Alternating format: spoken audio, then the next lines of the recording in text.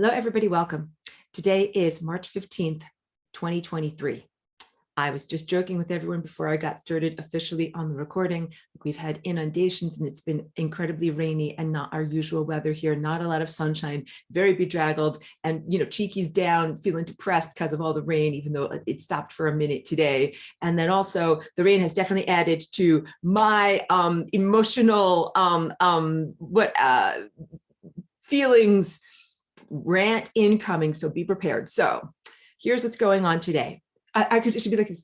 Today, everyone, like level 2, lesson 13. I am not going to put on a fake face for you guys ever. And I hope that all of this will become very, very clear of where I'm coming from. This particular teaching from 10 years ago is about the Christian religion. I'm not a fake person at all. I'm an incredibly real, authentic person. And everything that I say today, I'm going to just go way out there on a limb and maybe even say things that might not only open me up to regular criticism in terms of talking about something that is religious, but really poke the hornet's nest of the unsavory thing that has been influencing our attempt for spiritual attainment over the past several years. I'm going to talk about all of it. I'm going to call it all out. Of course, I could not have referred to this 10 years ago when I did those recordings. Those recordings that I did from back then were done from a much more innocent, contextual viewpoint. We weren't going through the same things we were going through then. I'm going to actually articulate all of it. So when I say that I could have been like so facetious,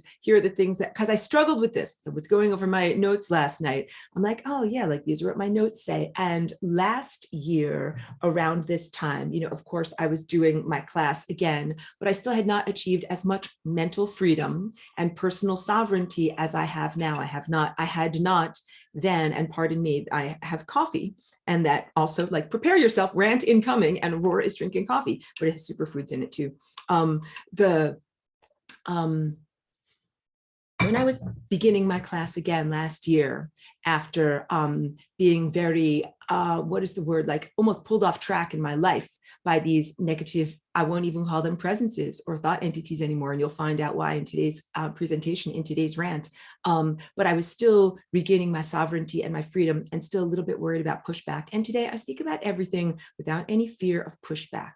I literally went through all of this because I thought I can just give my generalized talk about Christianity. Then I also thought like I can give a little bit more of an accurate and custom tailored presentation about Christianity as it relates to so many other of the topics that I talk about spiritual attainment and imagination. And that's, kind of what my notes were coming from and what ascension is.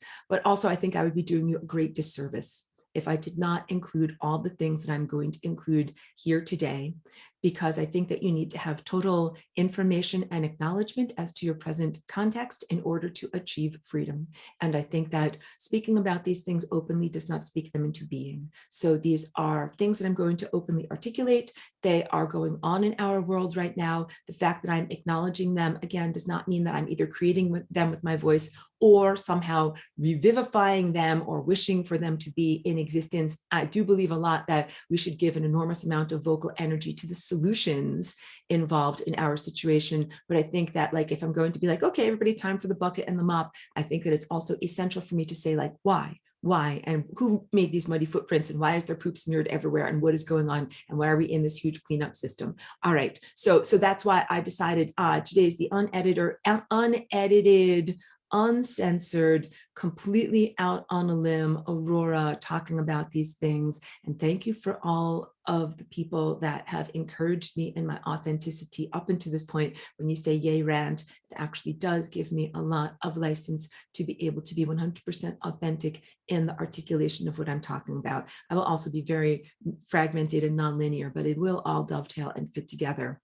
Some of the topics that I'm going to talk about even refer to some of the other videos that I brought your attention to that were about the astral, the lower astral, and a sense of a false astral Jesus and who and what that is. Let me begin, before I go into any of those things, with a couple of just very true statements that will remain truthful throughout everything I'm talking about. God is real, God is supreme. Christ is very real, and Christ is supreme. And when I say those words, I mean, first of all, God is a divine presence, a divine intelligence that is so grand in its scale, its magnitude, its genius, and its intelligence level that it is almost incomprehensible to something or someone that has a limited brain, as a human neurology does, or a worm, or even a giant whale or something like that. Like, there's a limit to who and what you are. There's a limit to what you can perceive and know about, but just know that the grandeur and truthfulness of that divine intelligence is supreme, the biggest, the best, the most superlative in terms of goodness, greatness, perfection. Basically, we're talking about something that is incredibly perfect and also something that is incredibly good. And many people and spiritual traditions don't necessarily recognize that. There are then, so I'm talking about also, like, I'm talking about my opinions and viewpoint here. So I will also begin this statement and all the things that I'm sharing here with just like, everybody is entitled to their viewpoint. Please do not be offended by the things that I'm sharing here, even though I also was recognizing, like, I'm gonna have to tiptoe on eggshells because there's gonna be some people that are gonna like this or that. Please forgive me in advance. If you are a Christian, please forgive me in advance. What an excellent opportunity to practice the basic tenets of the earthly religion of forgiveness of those who trespass against you. So please understand, as I'm in my process of sharing here, please do not be offended if I say things that run contrary to, not are against, but are different than or run contrary to your worldview, your belief system, or the way that you do things. I respect you on your journey. Please respect me on my journey as well. And the intention of my video is never to diminish anybody else, your viewpoint. You're entitled to your viewpoint. I don't require that anybody or everybody agree or think exactly like me. And everything that I'm doing right now is sharing my perspective as a facet on this much, much larger, faceted, bejeweled consciousness level, to be able to give you the most important things that you can use in order to fight effectively or navigate effectively a very, very difficult time that we are in. All right, that's where I'm coming from. If I tiptoed on eggshells and was a good person, then I would be editing out so many things that I think could be of genuine help to other people, as no one is immune to what we are experiencing here in this time place right now. So God being divine perfection, then when I bring it down to some human viewpoints, trauma viewpoints, seeing the world through a lens of trauma, which means suffering and unresolved suffering and emotional baggage and burdens and disappointment, that a lot of people think like, but God is not 100% good, and then there's all this evil in the world. We're going to talk a lot about evil as well, even though most of the time I'm all about, and I'll keep on bringing it there, flying rainbow lasagna and non-duality, and what is my actual job joy at being here as Aurora walking in this world.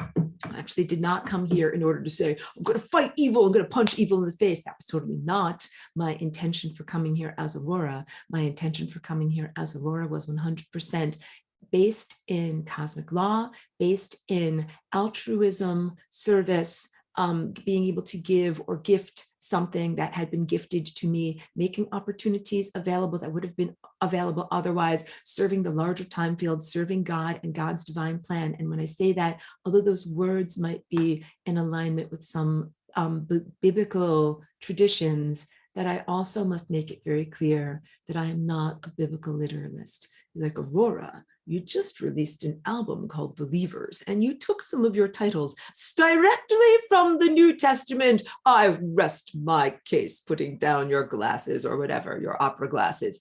And yes, that is absolutely very, very true.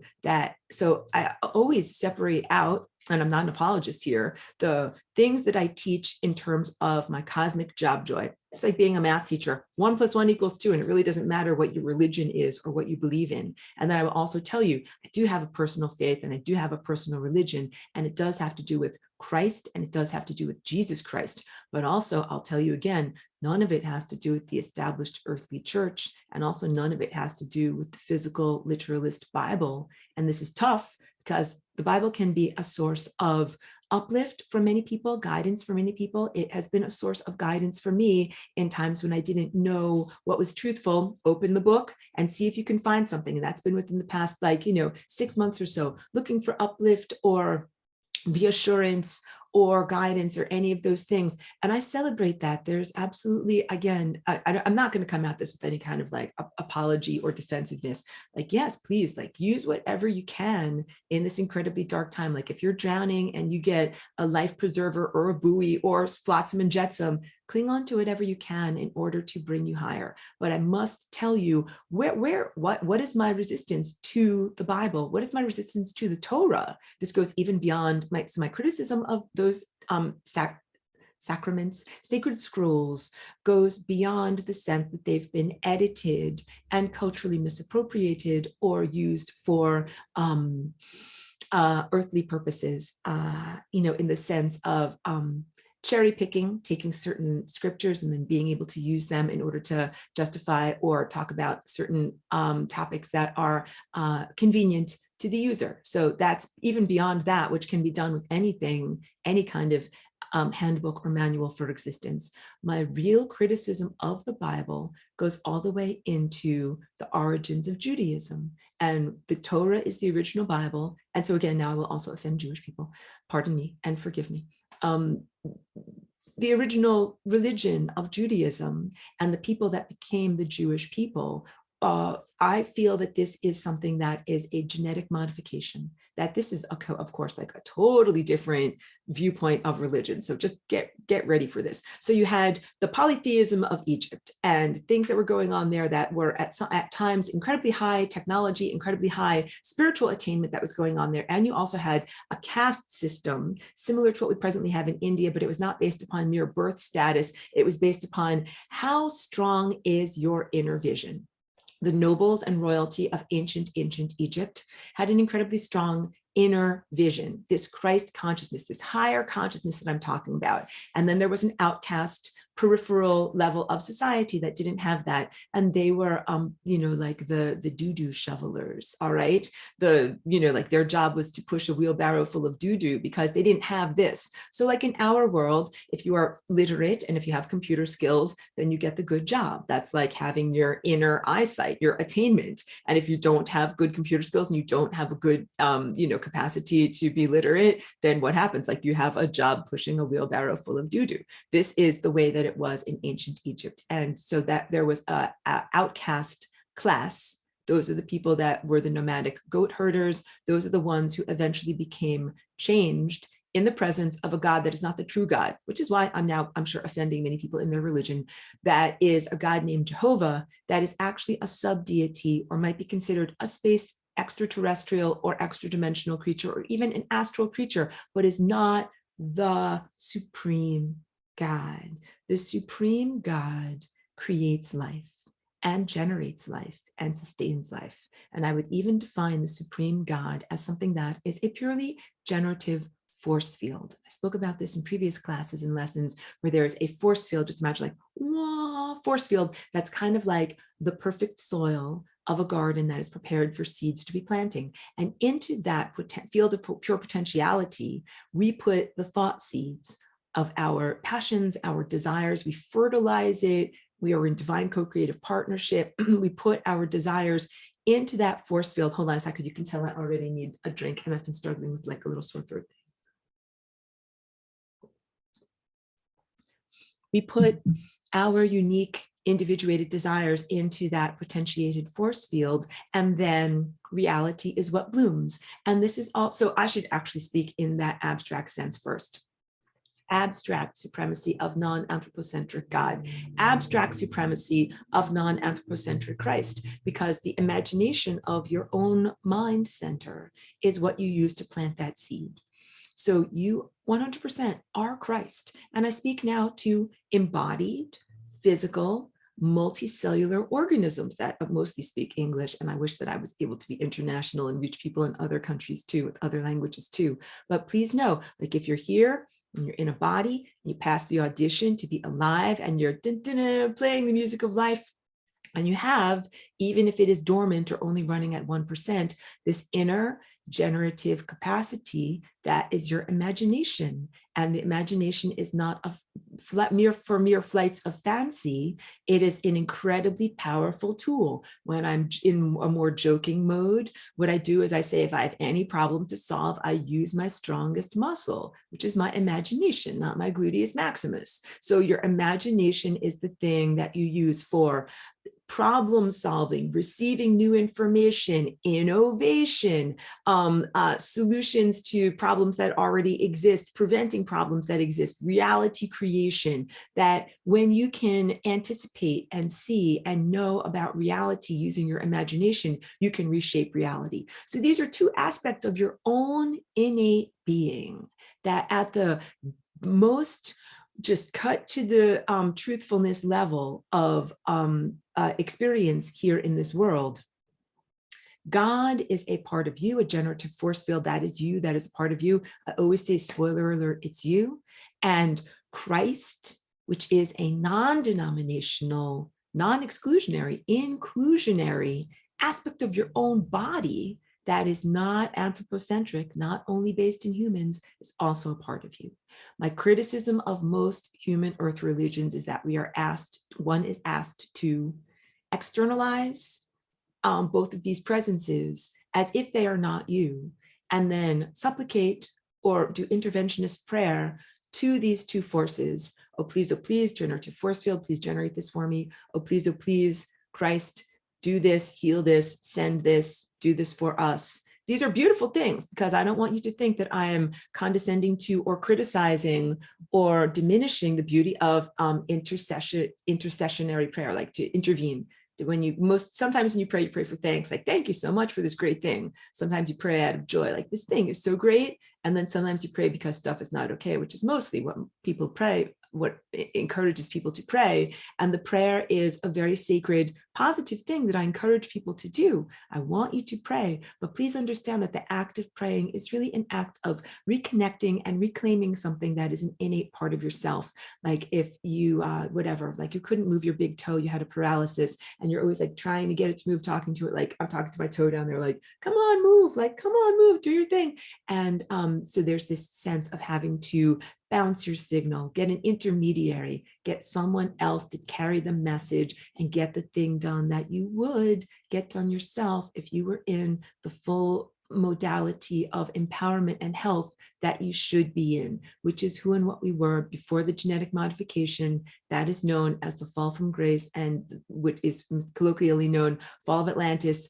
That those are the things that took us away from the totality of always being in divine connection and always imagining and reality creating every moment consciously, and brought us into these levels of mortality and disease and ignorance and not being able to know everything, and even soul imperilment, which is what I'm talking to you about today in the efforts of warning you and guiding you.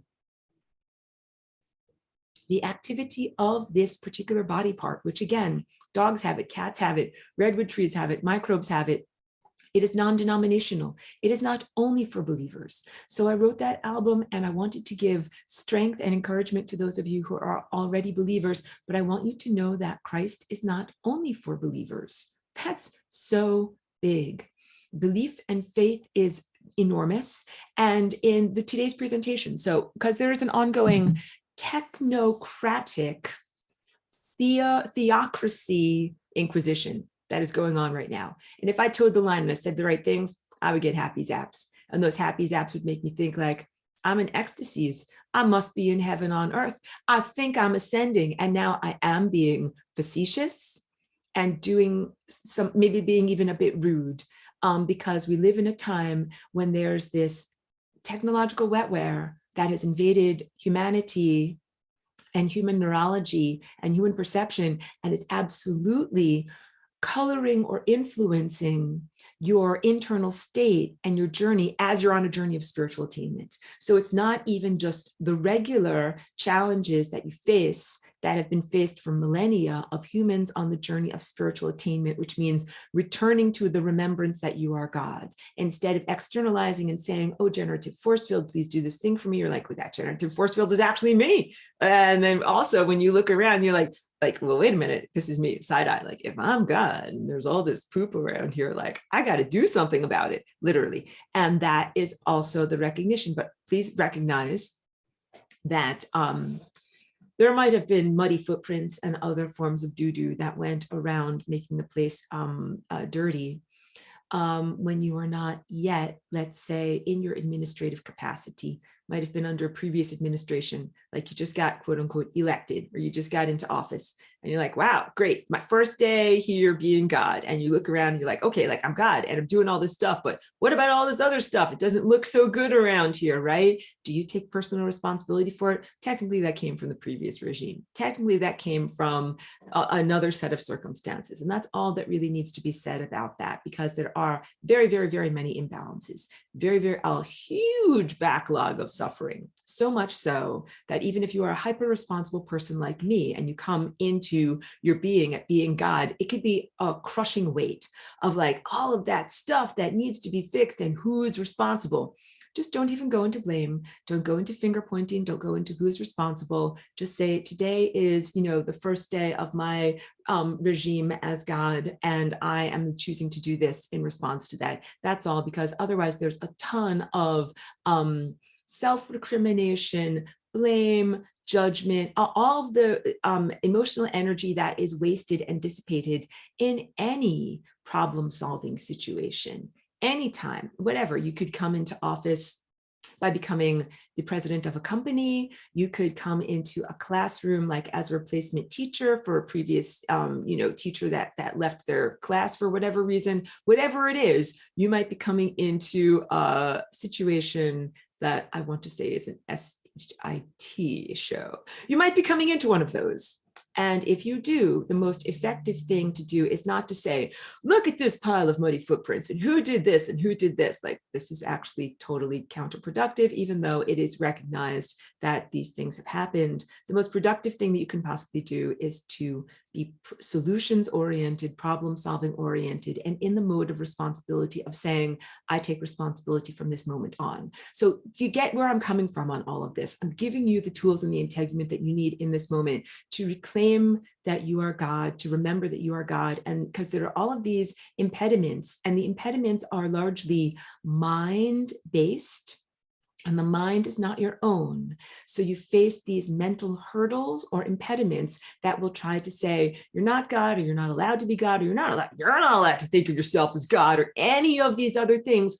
Or those mental impediments will even do what has been being done on this planet at this time in an effort to prevent you from being your true self as God. And I'm going to give you today in this presentation all of the tools and all of the integument tied together of how you respond to all this stuff, because it's pretty much what I've been doing over the past 2 years, is swimming through the sewers of the mental realms and mapping everything that is incorrect and everything that is wrong, and then coming up with accurate and effective responses for myself, which I also send out to others. And of course, I send them out to others as a genetic music. I have a piano on, but you can tell I'm in a different mode today than piano and lightheartedness mode. I play it like a genetic music for you. What if your intellect needs some uplift, or what if you can't hear the genetic music? I'm giving you the actual physical words right now, and I hope that's absolutely my intention with everything that I'm doing here today.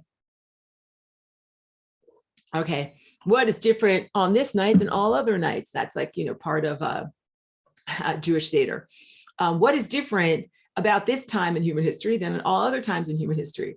Now I'm going to speak about things that I hope are not keywords that will make it difficult for me to post this video where I usually do. All right, but you've got 5G. And 5G is literally a substrate of lies. It is, so I can just call it the frequency substrate, that is a substrate of lies. That, first of all, you have the sun in the sky, that is the true sun, and you have all the stars that are the true stars. And these are genuine points of light that emit information, data, intelligence, and it is untrammeled, and it is completely accurate.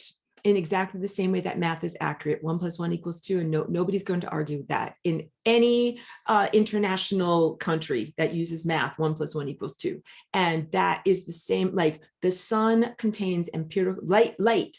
The sun and light contains empirical truth, and this empirical truth is available to each one of us as organisms, including every single microbe on the outside of your skin, worms that are crawling underneath your house right now, my dog who is asleep in her little dog bed. This is the strength of the system. So my lovely computer programmers and analysts out there, because I have some very wonderful people that are in this class on spiritual attainment, and it is not in any way antithetical to computer science and to that level of logic and patterning and desire for orderliness. In fact, it's actually a part of God's divine system. You can consider God to be like the ultimate admin, the ultimate computer programmer, although the computer that is administrated here, or the processing computational system, is alive. And it involves everything down to the minutiae of what is happening in your subcellular organelles, like your mitochondria. Everything, glycogen transport and cellular respiration, is part of the calculative process of a much, much larger, giant supercomputer, but it's not a clank metal supercomputer. You got it? And so that's everything. That's my values as Aurora. We fly on wings of consciousness, powered by pure love, and our starships are not based in like a clank metal spaceship.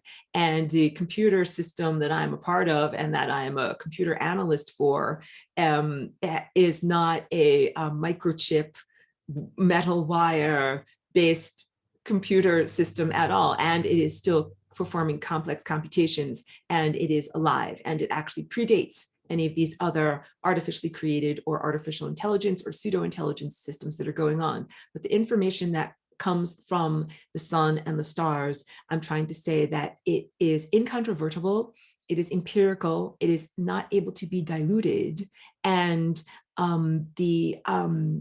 there are redundancies. Any good computer system contains an enormous amount of redundancies so that it doesn't fail, even though some of our lovely, my friend participant here has told me many times that there's a lot of human created computer systems that are administrated here right now, where they're like this. They're like, we know it's going to fail. And they're ready also with the bucket and the mop to sweep up the problems that happen after it fails, which is just eye-poppingly surprising to me, because I'm Aurora and I come from a higher dimensional state where it's like, of course you don't make systems that are going to fail. Of course you would never release something that you know is going to be, P.S. this is not rosé, this is electrolytes and collagen. You would never release something that is a substandard product, because it all points back to you. So in the world of mind and in the world of pure genetics, when you get beyond this level of crapitude that you're presently swimming around in, you recognize that everything, it gets traced back to its owner. So if you say or you think a thing, you own that thought, because it's like, this has your name on it.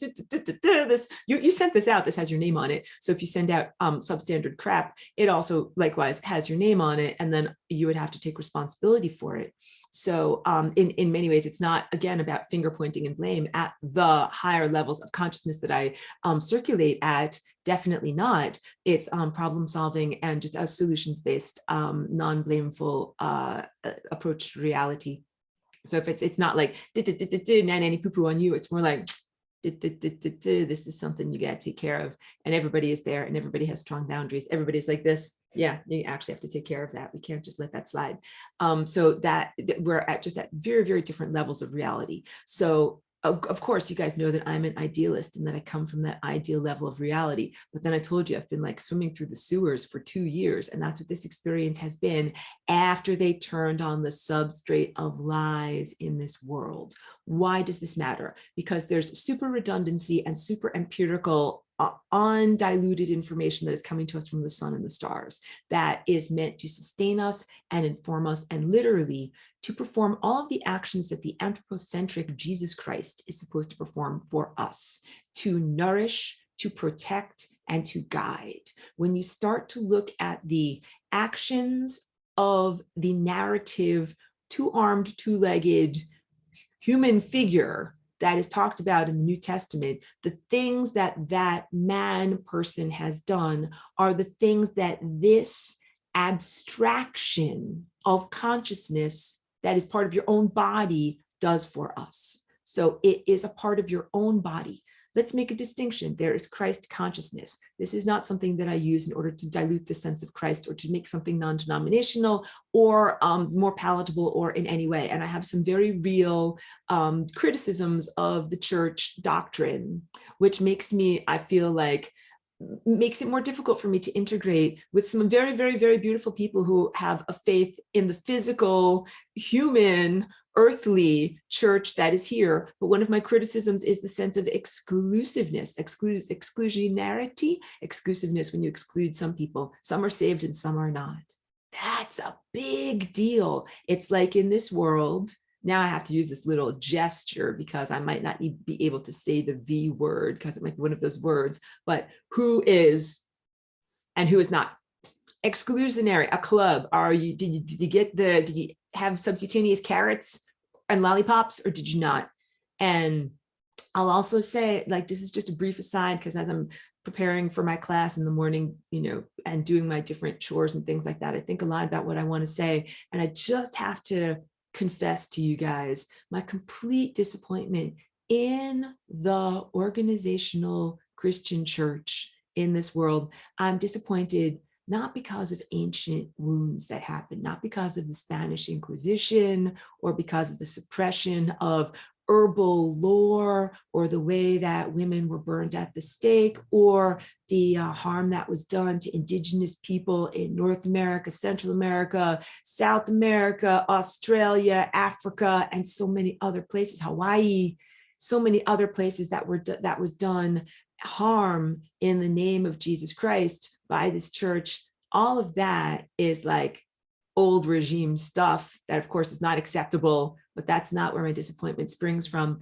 My disappointment springs from those who are biblical literalists, who look at the last chapter of the New Testament, which is known as Book of Revelation, that talks about the end times that many people relate as being a prophecy or a descriptive text of what we are presently experiencing, which I do not wish to take literally. And I will go into an extreme diatribe as to why, but if you believe in the literalism of the Word of God in the New Testament in the Bible, and if you read the Book of Revelations and it talks about the mark of the beast, which I will, Pedro's here, so we've got our acronyms going. MOTB, he didn't make this up, but I just hat tip to him for all acronyms. I call it the MOTB, right? It warns against this. It warns against this. Do not take the MOTB and what it is for and what it is all about. I think you guys can recognize the subcutaneous carrots. What if you took the carrots? What if you got juiced? What if it happened to you? What if it was against your will? What if it was done to your children? I really want you to know that I'm not saying people are disposable or discardable or that they are lost to perdition in any way, which is, again, something that I don't agree with in the teachings of the, actual Christian church. I know, I hope that you guys aren't getting exhausted by this diatribe already. Keep going, stay with me, you can do it, guys. If you experience the injections, if it was non-consensual like that, it's just a completely different circumstance. Thank you, Pedro. If it's completely, if it was against your will, like there are many of the indigenous peoples of Australia that were literally hunted down and forced to be subcutaneously assaulted in this way. Of course, like there is hope. I don't want anyone to think that because they were exposed to this particular pathogen that severely and that closely, that their soul is lost in some way. But my disappointment that I am now articulating to you is the fact that the church did not protect her parishioners. The church is supposed to be a place that would protect true Christians who are following the prescriptions that are written about in the Bible that are pretty much there to protect people in this time and place. And that is the value of those writings and those scriptures, that not that you have to manifest the things that are written about there, because there are many horrors that are written about there. They talk about blood flowing in the streets like rivers. Like we don't want rivers full of blood. We actually do not want that.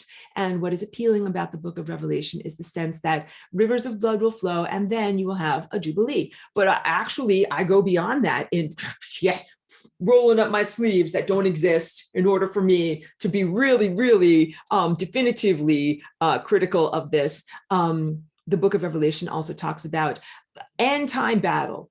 Jesus versus Satan in the showdown of the ages. I'm kind of doing like a World Wrestling Federation thing.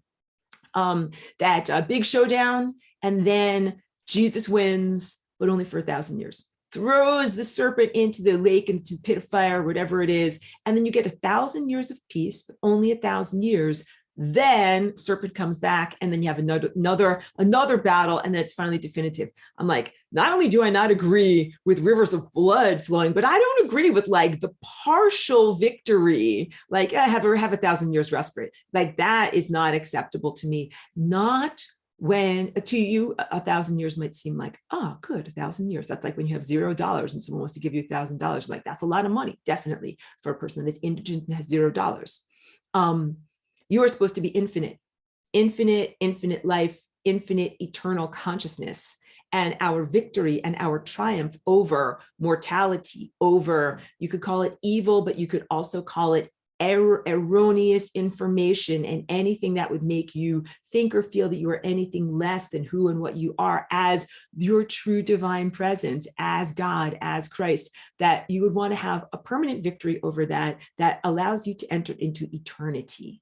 Your life as eternity, not a mere 1,000 years of comfort. Again, I come from a place where I could be doing the backstroke. It's so very comfortable. But what you would learn is, wow, this is so great. I'm so comfortable, but things are so effed up over there, and things are going to be effed up. And like after the first year, you're going to be like, great, now I have 999 more years of everything being okay, but then it's going to get effed up again. That is not a good way to live. You're constantly waiting for the other shoe to drop. You're constantly aware of the things that are not okay, the things that are not acceptable, the things that need to be fixed and healed. So it is not a true victory and a true triumph. So you've got rivers of blood flowing, and then a brief blip, a respite of possibly of your discomfort, but then more war and more conflict and more of these things. I'm like, no, I really don't agree to any of that. So on the positive note, since 2001, and the creation spontaneously of flying rainbow lasagna, this reality rearrangement tool means that every single prophecy that was written up to that point now becomes no longer relevant or moot, because you're rearranging the puzzle pieces of reality. You're rearranging time-space structure. You're not in the same world that you were in before, and it is not necessary to fulfill the particular prophecies of either that holy writing or of the Hindu writings about the Kali Yuga, or of the Viking writings about Ragnarok, or about any of these expectations of what Terence McKenna calls eschaton. That's ESCHATON, meaning end of everything. So I bring him up because he's a great thinker, great speaker. He's not around today. I wish he were, because I'm sure he would have a whole lot of many interesting things to say. But he has a really great talk that I'm sure you can still find on YouTube about personal eschaton as it relates to cultural and planetary eschaton. Basically says you're a fractal of the world, and if you expect and require and need to see and feel your own end, big destruction here, for then a big renewal and rebirth, you also expect that in the world, that there is some projection of your own particular needs, requirements, and desires on a psychosocial level, that there's a lot here. Do you feel that your ego is bad, worthless, and that you're a sinner, and that you just need to be wiped away and destroyed and incinerated so that the better part of you can come forward? Do you look at the world as an inherently flawed place of poop that is evil, that needs to be incinerated, wiped away, or in other ways, when I say incinerated, I mean sanitized for your protection? We're going to Clorox the whole place, get rid of anything, that then start again. Do you think that about yourself? Do you think that about the world? I come here with a completely different message, and I come here with the greatest of respect and love and total compassion for you. I hope you can hear my love in my voice right now, that I'm trying to speak to you and give you an alternative viewpoint, a truthful viewpoint from the world where 1 + 1 actually equals 2, that you are inherently and innately good, that you don't belong in this world. You are not sinners to be punished. Very, very loosely, there are almost no didactic opportunities here. Like, this suffering here is not necessary, and it is not didactic or quote unquote a schoolhouse for learning, in that it is so arbitrarily administrated. Why does that guy get this lesson and that guy gets that lesson? And why does this lesson take 10 years to catch up to this guy? It's so fraught. There is so little validation in terms of the way that this system is perpetrated for people to learn. And that is before turning on the frequency that I not so lovingly call the substrate of lies, because the substrate of lies is a loud, bad music that has been louder than the beautiful music of life that comes to us from God, from divinity, and from Christ. When I say it comes from Christ, you can also say, light comes into my eyeballs. Like, Christ is a part of your body, and the light of Christ is the light of truth. And this ineffable empirical information comes through Christ into you and is meant to nourish, sustain, and guide and heal you. And we have had for the past 2 years this substrate of lies that is an artificially produced frequency that is antithetical to Christ. It is anti-Christ. But I don't want to go into duality and dualism, because one of the positive things of the notes, and I sent out my notes as I always do to everyone in this class in the emails from for the week. And it's always in the PDF if you want to catch it there.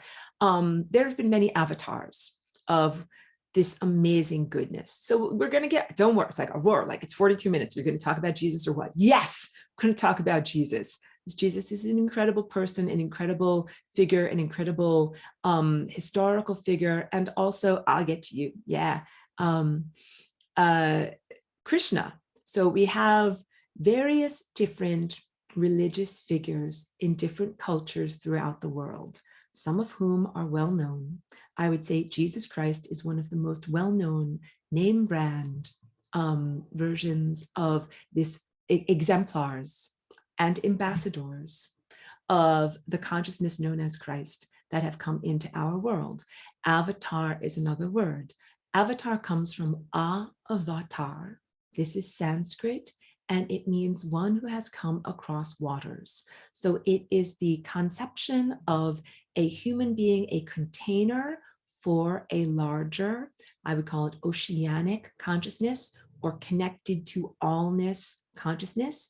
But there's not only one avatar.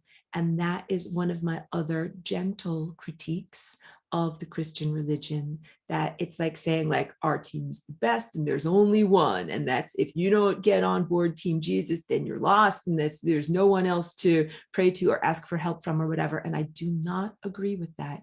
Jesus is great, and is a great man, or was a great man, is a great person, historically known as Yeshua, an actual person who lived in the place known as Judea. That is 2,000 years ago. And I'll get into the historical context of who he was and how he lived. I mean, he lived as a teacher or a rabbi amidst the Jews, and the Jews, equal opportunity offender. I am here today for you, speaking like Yoda too. They were animal sacrificers, which is why I don't want to put my energy into the Bible, because the Bible is a technology that runs on animal sacrifice.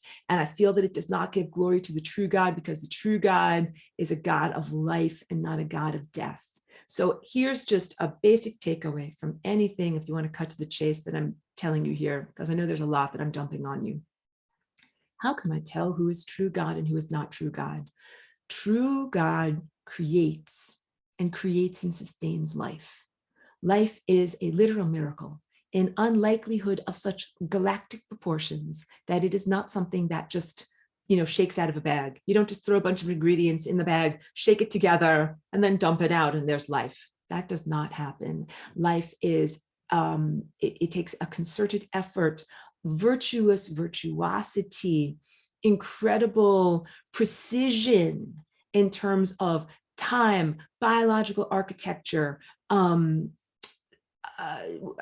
synchronicities, organisms working together, harmonic frequencies. There's so much in terms of creating and generating and sustaining life.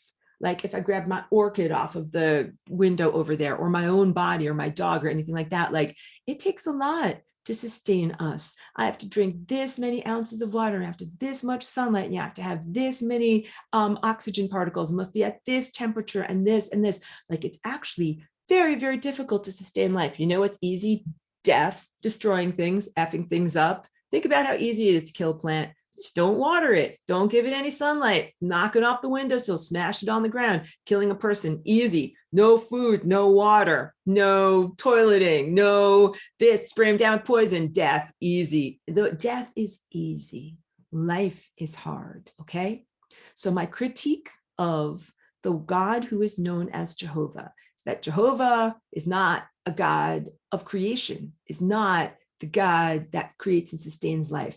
Jehovah went to the outcasts of ancient Egypt and said, hey guys, let me genetically modify you so that you hear my voice in your head and interpret it as God. I will take you out of Egypt, out of that culture. I will elevate you culturally above your peers in the world. And all you have to do is kill animals and dedicate it to me. That is the religion of Judaism, initially, as it was practiced rather in the era that is, when they worshiped through the temple. So modern day Jews do not worship at a temple where there is animal sacrifice, but there is the symbol of animal sacrifice, which is the Torah scrolls. Genuine or kosher Torah scrolls must be written on animal parchment, which is the skin of an animal that is sanctified for that purpose. The animal's life is taken from it. Its skin is used to have a magical talisman-like scroll written upon it. And it is the creative life force energy of that animal's being that goes into the sustenance of that religion still. So there are vestigial traces of the animal sacrifice as it was done as a form of worship in ancient Judaism. So this is in the Bible. Jehovah says, build me a tabernacle, sacrifice like goats or sheep or doves or oxen. And this is how you do it. And it literally is a deity that feeds off of the blood or the life force energy of those sacrifices. Eventually, they built a large temple according to the architectural diagrams in the Bible in Jerusalem and sacrificed many, many animals there. And the temple was destroyed many times, and it was rebuilt many times. And it was rebuilt in the time of the great teacher that we know as Jesus. Back then, he was probably called a name closer to Yeshua. He did not like what was going on at the temple. Here are some of the corruptions that were happening at the temple. There was a priestly class known as the Kohanim. The Kohanim were in charge of everything. They were very, very incredibly wealthy. They were power abusers, largely. And this also is going to go deep because it's going to go into cannabis. The holy anointing oil that is also given as a recipe by Jehovah to the Israelites as one of their implements when they wandered in the desert contains a pound of the flowering tops of the cannabisum plant along with cassia and myrrh. And it was used as a psychoactive augmentation in ritual. The sacrifice of the animals and the Kohanim would cover themselves with this psychoactive oil as part of the ritual. One of the most incendiary things that Jesus, Yeshua, the teacher, did in his life was used the psychoactive holy anointing oil himself when he was not a Kohanim in the high temple, gave it out to other people too. You get it? Persecuted substance. And that substance is still persecuted in our world. Do you know why? Because it augments your Christ chakra. That's it. It amplifies, sharpens your sight, sends more energy to. Doesn't mean that everything that you see and experience under the influences of cannabis is infallible, not at all, but it gives you extra supercharging gas in your car to make your visions go. When you take a large amount of topical cannabis, or anybody who has ever taken edibles, it will give you inner visions. It augments your inner vision.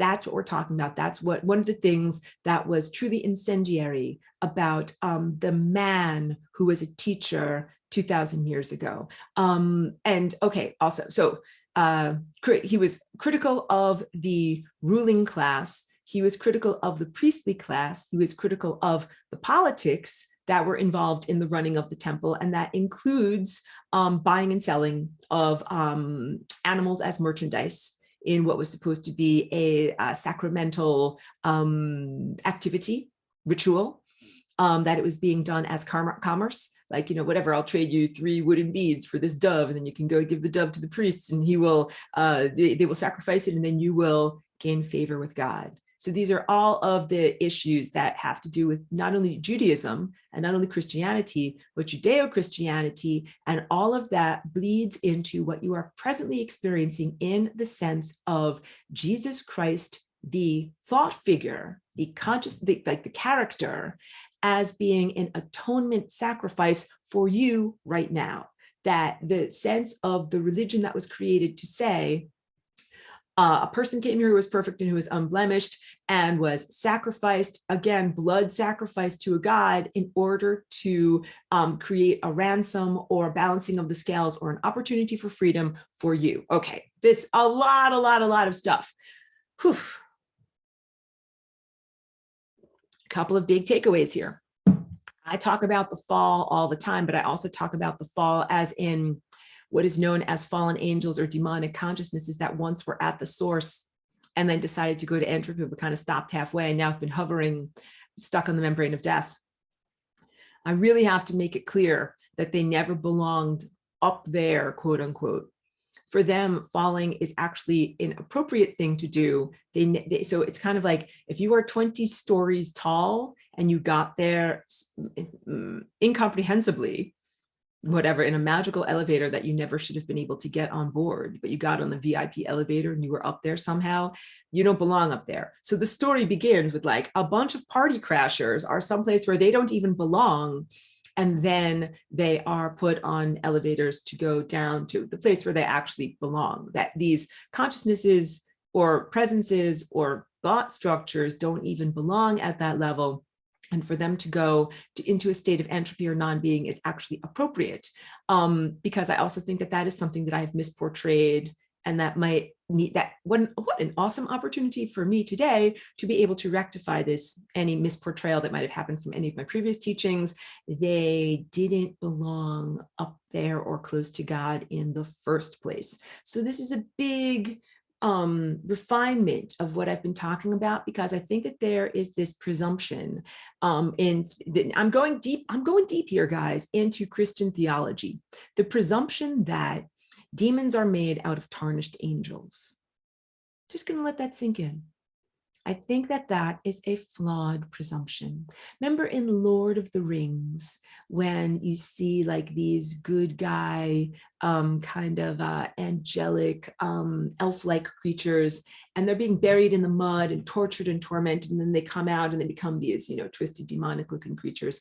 I think that it goes deep into our cultural substrate of presumptions that the demons started out as angels. And I think that it talks about that, like Lucifer is supposed to be God's favorite angel, and he was really, really beautiful, and he was great. And then something bad happened, and then all of a sudden he became a demon.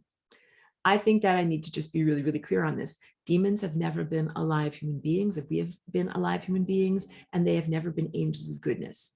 All right. And I come from the world of that you would define as angels of goodness. And we don't become demons. You can't make a demon out of one of us, and you can't make a demon out of one of you. It's another big takeaway. Let's recap the takeaways. God is supreme, Christ is supreme. These are both aspects of your own anatomy, like your higher self, that you have been artificially distanced from, largely through the implantation of genetically modified human conscious intellect and verbalization, and that it's your journey to reclaim those things. And also that demons are not the end result of a tortured or supremely traumatized human being, nor of a tortured or supremely traumatized angel. That's big stuff.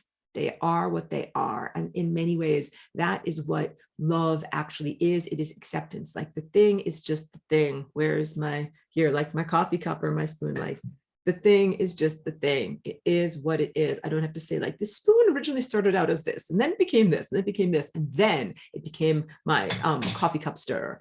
No, it is what it is. The demon is what it is. And it's so much more freeing to simply recognize it as an erroneous signal or as an erroneous thought form. How does this relate to the substrate of lies? The frequency miasma that you are surrounded by now, that not only is non-natural, but hasn't been there throughout your whole entire life. So if you're any age older than 5 years old, and I think almost everyone in my audience is older than 5, you remember a time before they turned on the substrate of lies. You remember what it felt like inside before the substrate of lies got turned on. And you remember your internal state, and you remember your sense of truthfulness and your ability to tune in and to know. Christ consciousness is about knowing beyond words. This is why I tell you that a lot of the going away from God, of your human experience here in this mortal world, has been because of the implantation of words. And in Atlantis, and where we actually come from and what our lives are actually like there, yes, we're 100% telepathic, and we use words very, very rarely. Maybe for an intonation or an incantation or something that is a special ritual moment to be able to speak, but not for something simple like, please pass the ketchup, or I am thirsty, or let's go for a dog walk or something like that. All of that would be done through pure telepathy. Oh, it's a beautiful question. I will get to your question because it's about this 5G substrate of lies. But we haven't always been subsumed or assaulted by this frequency assault. Sorry, I'm using the same word twice. By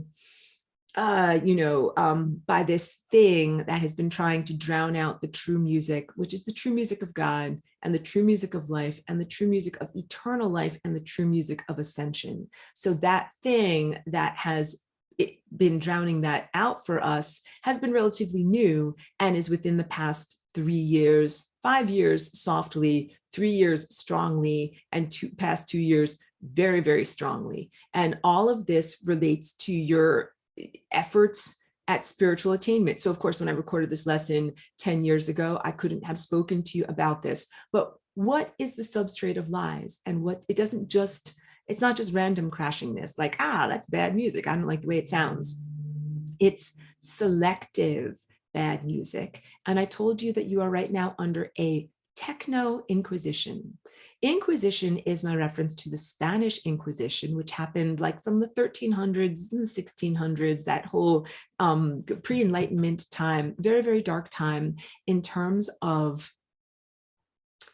a violent effort for behavioral control, official Christian church, behavioral control, political control, and also limitation of insight and limitation of spiritual attainment.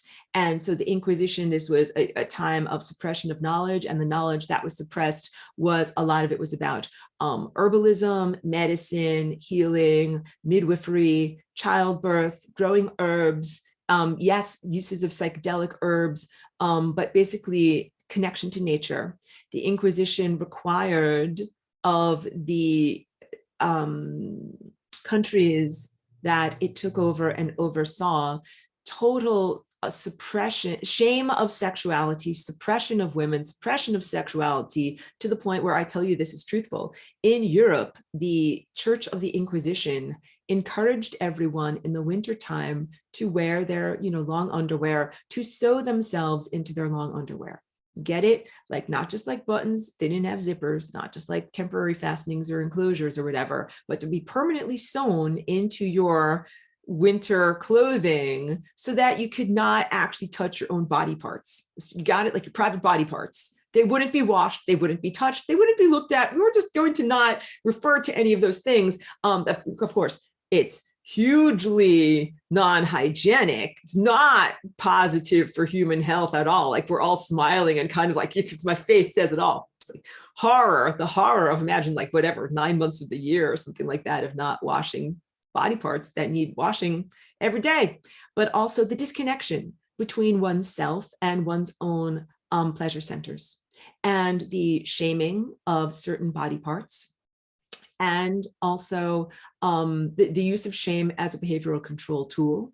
And so this distancing of self from nature, distancing of self from self-sexuality and from pleasure. And then the Inquisition also acted upon accusations, ego-based accusations about anybody that was doing something that was considered to be forbidden.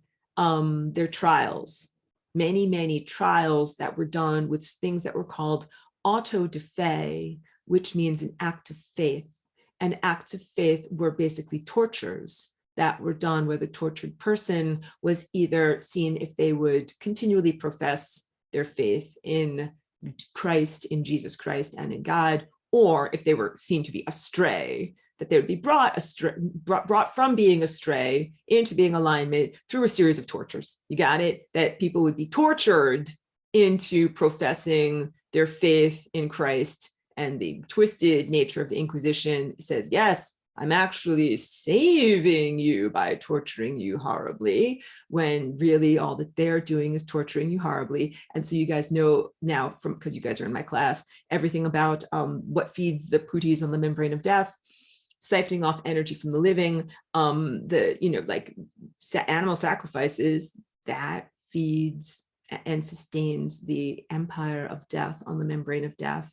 And torture, the torture that is emitted by those who are alive and who are being physically mutilated, and then also the incomprehensibility of their soul when it actually dies. Because when you die, like especially when someone is tortured and they know why they're being tortured, it's slightly less incomprehensible. But if you think about a child or an unborn baby or someone like that who is tortured to death, they literally end their physical life and have the momentum on the membrane of death of just incomprehensible suffering, not being able to know or make sense of, like, why did that happen? What happened in their life? That's why it is not necessary, and it is not didactic, and it's not part of God's plan in any way to teach anyone anything through torture. That is literally something that takes you away from God, because that soul literally needs to be like rehabilitated, needs to be rehabbed, needs to be told, like, look, something happened to you that should never, ever, ever happen. It did not happen because you're a bad person. You didn't deserve it. It didn't happen to you to teach you a lesson. It didn't happen to you to bring you closer to God's glory. It didn't happen to you because of any of those kind of things. It happened to you because a bunch of unfair things are happening. And then you get into the rational mind that says, where is God? How can these things be happening? And that's the real energy harvesting. So when I talk about satanic space races or Satan or Lucifer or any of these presences, what I'm really talking about are thought forms that are erroneous thought forms that in many ways sustain their own existence by creating incomprehensible experiences for the living in reality. And that it takes time to digest an incomprehensible experience. You're like, you walk out of the movie and you're like, WTF, like that didn't make sense at all. I'm going to need a little bit of time in order to somehow make sense of that. And that is time spent processing on the membrane of death the horrific experiences that one has learned. So auto-de-fe is my topic right now. And I really felt here's another really just crucial thing that will help you in your journey. God does not require auto-de-fe. And you're in a techno-inquisition, neither does Christ, and neither does Jesus Christ. None of these true divine presences require some proof from you, proof of worthiness from you in order to receive their gifts or their love or their sustenance. It's quite the opposite. Like when you have true God and when you have true Christ, they just simply give. They give as their innate nature of giving. They don't give because only if you believe in the right way, and only if you say my name in the right way, and only you must learn this prayer in the right way. And if you do this in the right way, and do this in the right way, and do this in the right way, then I will help you in your life. That's conditional love. And true supreme God and true supreme Christ consciousness, who has lived as an avatar named Jesus Christ, who has also lived as an avatar known as Krishna, who has also lived as an avatar known as Daganavida, and has also lived as avatars that are no name brands. Like we know about those particular three cross-cultural different examples of what Christ consciousness is. Holy scriptures have been written about them, or oral traditions have sustained their names. But there are so many that we don't know, literally as many as there are grains in the of sand. That's how many Christ avatars have been here. So although like it's wonderful to root for your own team, the exclusionary nature of saying there's only one Christ and his name is Jesus Christ. If you don't believe in Jesus Christ, then that's it. You are SOL. You know what SOL stands for, right? Something out of luck. Then you are out of luck and you're up a creek without a paddle. That all of these euphemisms that usually involve excrement, you're buried in excrement and there's no shovel to get you out. That is wrong. That's not truthful. So again, I celebrate the wonder, amazing goodness of the person who was actually here 2,000 years ago, who was, like I said, critical of the entrenched power structure. He was critical of the Romans. He was critical of the Kohanim. He was critical of the way that life was being bartered for and sold in the temple. He was critical of the way that the holy anointing oil was being used in our world by certain exclusive people. And if I talk about who and what that person was like, Cheeky, master teacher is here. Master teacher Cheeky is here. Come here, wait. There we go. Get a little hug. Come on over. And Cheeky also needs your love and support, guys, because we've had so much rain. Cheeky has just been like hiding under the covers and feeling very, very unhappy, but there is some sun today. So Cheeky's doing better, but prayers, intercessional prayers for my dog, please. But I do want to talk a little bit about my love for the man that we know as Jesus. So in his time, he was known as Yeshua.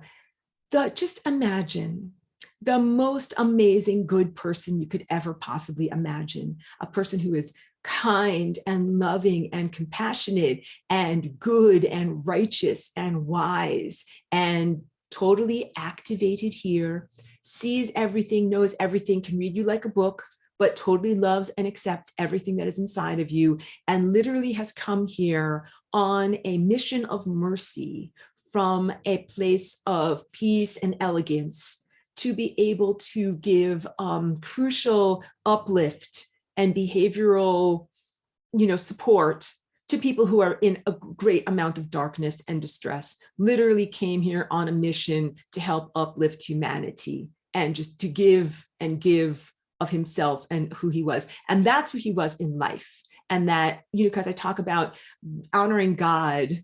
So, because we honor God in recognizing life. And that another one of my mild criticisms of Christianity is the celebration of this amazing teacher, but really focusing on their death. And their death actually was a magical activity, which is why I'm not critical that he died. And I want just everyone to know, like, you are Christ, and you are Christ on many levels. That's right, I'm talking to you. Because I talk to you guys, you say, you are Christ, and kind of like that. You, me? Yes, you. That's exactly right, you. Can you be flawed and be Christ? Yes, you can be flawed and you can be Christ. You can be a drug addict or a person who used to be a drug addict. You can make mistakes in your life. You can F up royally, and you can still be Christ. So there's many different things that are going on when I say that statement and I say that this is truthful. In many ways, we are all right now experiencing the dream of Jesus Yeshua as he is in the last agonizing moments of his tortured death by crucifixion. In a lot of ways, this is an alternative approach and interpretation of our reality structure. When you die, maybe you don't know when you die, but when you die, that last moment can stretch eternally or infinitely, as long as it needs to, in order for you to learn about yourself and work out things that are going on internally, so that you can then release attachments and go into a state of glory. That is this state of attainment and ascension and divine union. So the basics of what I write about in my notes are that I perceive Jesus Yeshua as still being in the process of being crucified, and that the entire past roughly 2,000 years of human history and every single character and living being and historical event within that past 2,000 years has been his own inner conflict being played out. But wait, Aurora, if he is 100% good, then how can he have inner conflict? And how can Torquemada, who was like the lead inquisitioner, is he an aspect of Jesus Christ and his mind inside? And is Torquemada the shadow of Jesus Christ? No, no, no, no, no, no. Because the sun does not have a dark side. Candle flame does not cast a shadow. So New Age shadow work, because this is like the extensive rant here. You guys loved my rants about New Age shadow work so much. I'm now ranting against the entire, nature of the idea of evil here. The sun in the sky, it's pure light. It doesn't have a shadow. Like a candle flame does not cast a shadow. It's the genesis and the origin and the source of light. It doesn't have darkness. So the whole idea, I would just like to say, in truthfulness, there is not an evil side to Christ or to Jesus Christ or to Yeshua or to that divine presence. So Torquemada would be like saying the evil shadow side that thinks that torturing people into a state of holiness is correct and behavioral control and suppression of women. No, no, no, no, no. None of that is originating from the true teacher, Jesus, or the true master, Yeshua. None of that originates from them. Jesus Yeshua is similar to my experience in that I'm a walk-in and I came from a cosmic galactic level. And he too is a human container that had a cosmic or galactic level presence in a human form. And the entire galaxy that we are in right now is fraught, has conflict. If you look at the Orion arm of our galaxy, you will see stars that have been blown kablooey. Like they're not on their path. They're not where they're supposed to be. They are off track. How can this be? A big bad thing happened that destabilized things on the level of stars. That's big. That's like requiring a giant bucket and a giant mop to fix that up. And that destabilization and the crapping up of the Orion area of our galaxy and the conflict with the space races there, because I talk about, I come from a space race that does not use technology. We're Aurora, we fly around on beams of light. What about these clank clank metal nonsense users, right? Why do they do what they do?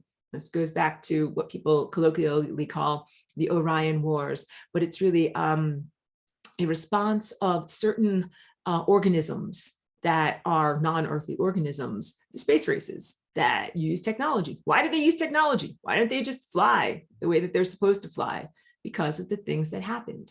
All of that conflict that's been happening on a galaxy-wide level between beings of pure light who are 100% empirical, truthful, divinely connected to God, and totally responsible for their behaviors, and those who are not, and those who use technology as a compensatory mode to not only make up for the things that they don't have in terms of natural proclivities, but to be power abusing over the ones who do conform to cosmic law, got distilled into Jesus Yeshua. All of that, like we're going to wrap up the entire giant fractal of family problems in the galaxy and distill all of that down into this one guy.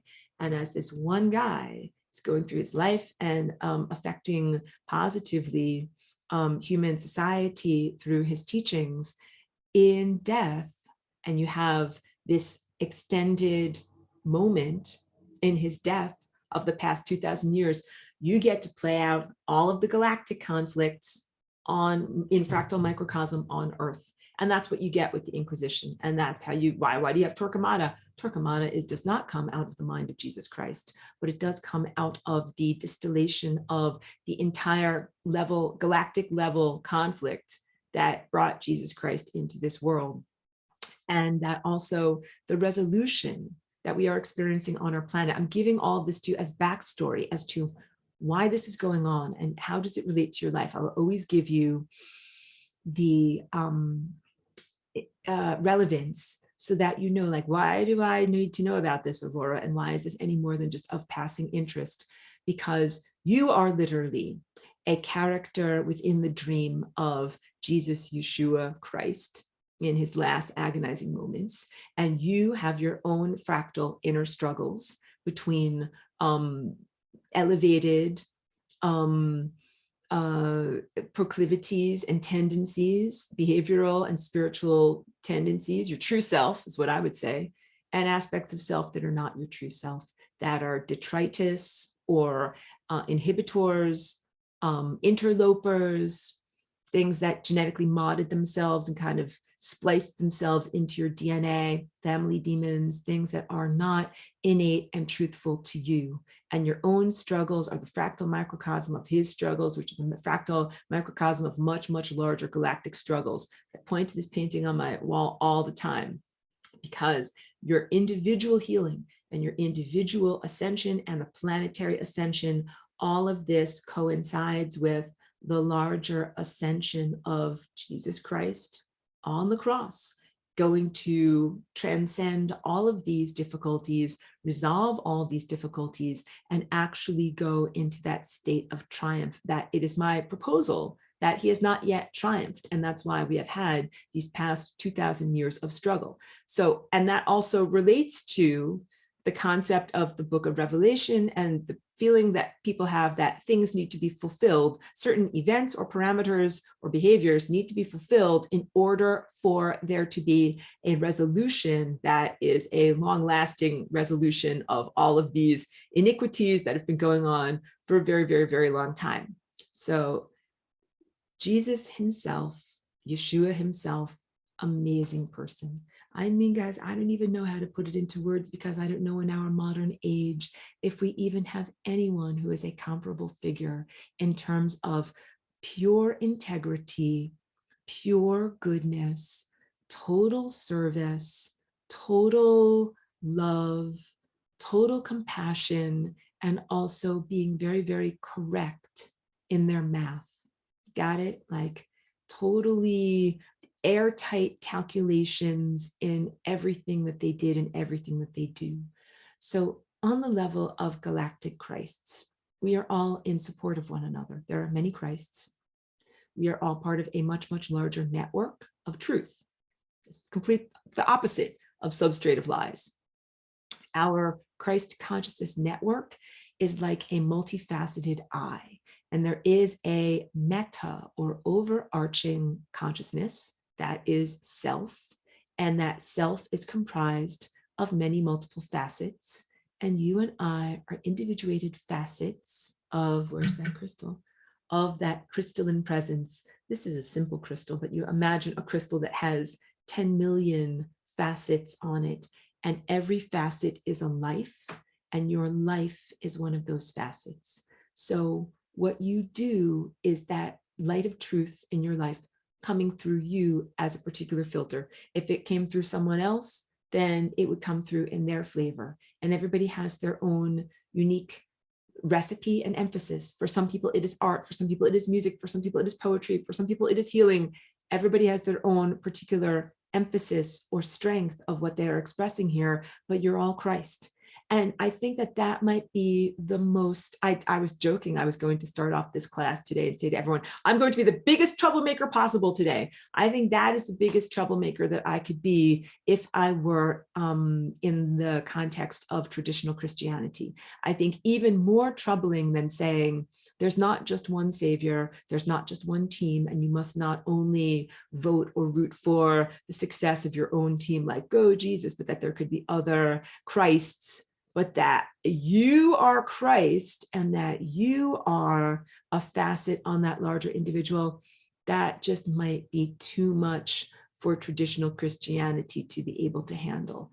And so I go out on a limb by saying that. And that's different than saying like, you know, I criticize the church's view of women or blah, blah, blah. Like I literally criticize the church only in that it says that it doesn't recognize your Christhood. That's everything that I'm trying to do in being here, is to get people to rise up to that level and to claim that internally. Claiming your own Christhood does never mean power abuse. It never means saying, I am Christ and therefore I will do this bad thing to you or harm you, or I'm going to give punishment to you. So that's why I also have criticisms of the God of the Bible and the idea of smiting and judgment and punishment and these different things, that it is an anthropocentric personification of justice being performed by like a God that can be insulted, and that we're talking about like cosmic laws and cause and effect scenarios and integument of causality that has nothing at all to do with personal insult. So again, to supplicate yourself to God, be like, please, oh, please, please, oh, please, I'll be your best friend. As long as you, do this thing for me, then I'll give you all of my emotional energy. That's definitely not the true stance or posture with God, because God isn't going to be like, well, I'll do this for you, but only if you like give me an ice cream cone. But God also similarly is not insulted, like, oh, how rude you were to me. Well, therefore, no ice cream for you. Like God doesn't act in that way, but God does act in terms of causality structures and like basic cosmic law. So when you follow cosmic law and you follow the structure of the cosmos, 1 + 1 = 2, that is when you are pleasing God. That is when you are in alignment with these divine and generative force fields. That's when you're able to make life and to sustain life and to be a part of the continuum of eternal life. And just like as a brief aside, one of my other criticisms is the sense of, I think it's a false teaching that says, in order to achieve eternal life, you must die. Because this, I jump up once per class. This is the once that I'm going to do for us here. When I teach about this in my class, I teach about the membrane of death. And if you're going at an angle, you hit the membrane of death. But if you are going in alignment with, the source and the destination that you came from, you go right up there, then you do not die. You experience what we would define as ascension, or a translation through the wormhole into a transcendent level of reality, transcendent level of being. But you don't get to that transcendent level of being by dying. But if you have people, loved ones, pets, or people who died, it doesn't mean that they're discarded, doesn't mean that they're disposable. It means that they will get there, but that their path doesn't cross yours any longer, but they are on their journey of ascending, but in a different time plane. So please know that, because I'm sure every one of us has someone or something that we care about that has died. And it just means that they didn't play the right notes, but not that they are lost for forever. You got it? So I take so much issue with so much Christian theology. And so for a long time, I've been recognizing like, okay, I'm on a traumatized planet and I'm talking to people who are largely religiously traumatized. Now we have to get to the substrate of lies. The substrate of lies doesn't just give you erroneous random signals. It actually gives you erroneous false light signals, a lot of which includes false theology and a false sense of where you are in your spiritual attainment. So this is, as I've loosely been calling it, the ladder of operancy that comes directly from the substrate of lies, elevator up and elevator down. In the past 2 years, all of humanity has had wetware installed, voluntarily or involuntarily or semi-voluntarily, but none of it can actually be considered fully consensual because you've been roofied, roofing all the entire planet. And when everybody is in a drugged haze, say, hey, would you like to have this injection? Yes, I'd like to have this injection. Some people have fully joined this, I want to say Borg, joined this hive mind of non-God architecture, and some people have resisted it fully, okay? This really relates to the New Age world in a lot of ways, which is why I also like that video that I shared the other day. New Age world is not, these are not bad people. These are very, very good people, just as traditionalist Christians are good people. They're spiritual people who are on a journey of seeking, who are looking for spiritual attainment. And that is righteous and that is appropriate. And I'm never going to be unduly critical of people who are trying to lift themselves up. I'm like, no, of course not. Good job at trying to know more and do better and be more. But there are a lot of inconsistencies in the New Age world because people aren't necessarily, they're like definitely doing the choose your own buffet of all these different flavors. And sometimes the flavors do not mix, like pickles and gummy bears, like these things just do not mix together in belief system and in what they're doing. So yeah, I will be continually critical of the New Age world, but the question of 5D. So I look at 5D as completely an artifact of 5G. this substrate of lies that I look at, because, you know, when I talk about 5D, I talk about a waveform world of baking the dough of reality. And other people in this world of spiritual attainment have been talking about 5D as like a place where you go when you ascend, as an ascended state or an elevated state of being. I am here to tell you it is a false ascension and it is 100% created by the implanted nano wetware that has come into the biology of every single person that's on this planet right now. No one escapes this. If you're here, you have been sprayed, you have been hosed, you have been fumigated, you have had this stuff crawl inside of you. I'm telling you, there's not one guy sitting on a mountaintop or one lady sitting on a mountaintop somewhere, you know, totally free of this stuff. Let me just drink some of my wonderful superfood here. It's in all of us, and it's not something you should be ashamed of at all. It's like if there's an infectious disease or something in your world, it exists in the world, and it is not a character flaw that you have been exposed to it or that it might be affecting your perception or your mental processes. In fact, I propose that all of you, all of us, me, are being affected by both perception and mental processes of this. This is what I mean by swimming around in the sewer for the past 2 years, because the stuff that's the wetware, it took many years to get implanted, but it is in the presence of the substrate of lies that the wetware actually creates a sense of personification of negative thought form entities. You think that they're actually people instead of signals. So if that substrate of lies were not here, you might be like, oh yeah, like something is itching me, or something, I feel a pain in my head, or I sense a presence, or I sense, but you wouldn't necessarily personify it. It is being personified. If you are a biblical literalist, you don't have to go through more tribulations. People want to know, where are we on the map of tribulations? Kind of like, when will Jesus arrive? Have we been through this? Have we been through this? They think there's more tribulations to come. No, you actually have already been through the tribulations. The spraying in the sky, the subcutaneous injection of nano wetware, and the attempt to maintain your own truthful connection to nature, to your body, and to heart-centered experience. These are all the tribulations. But I take issue with the sense of what is the tribulations, because God is not a sadistic a-hole.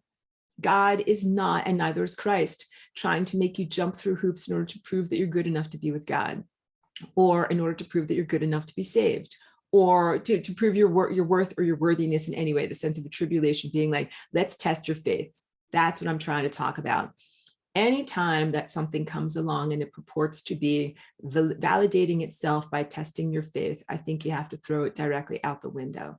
It goes back to the Inquisition. That is why I call this a techno-inquisition.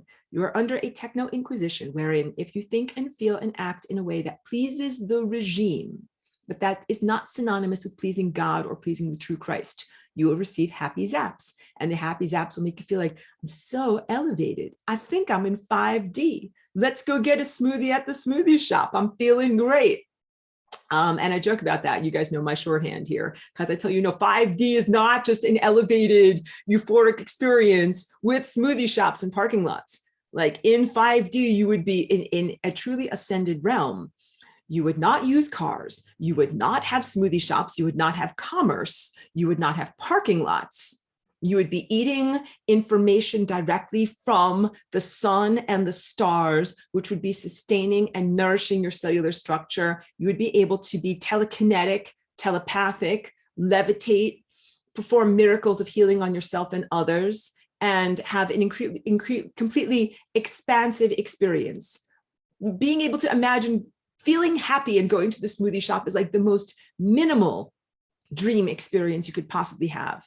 And that is distressing to me. I hope you can tell from my overall demeanor, because I'm like, that is not what freedom is. And I have to come here and kind of like shout at you a little bit, because I'm like, that is not what freedom is. I want to go, that is not what freedom is. That is not what freedom is.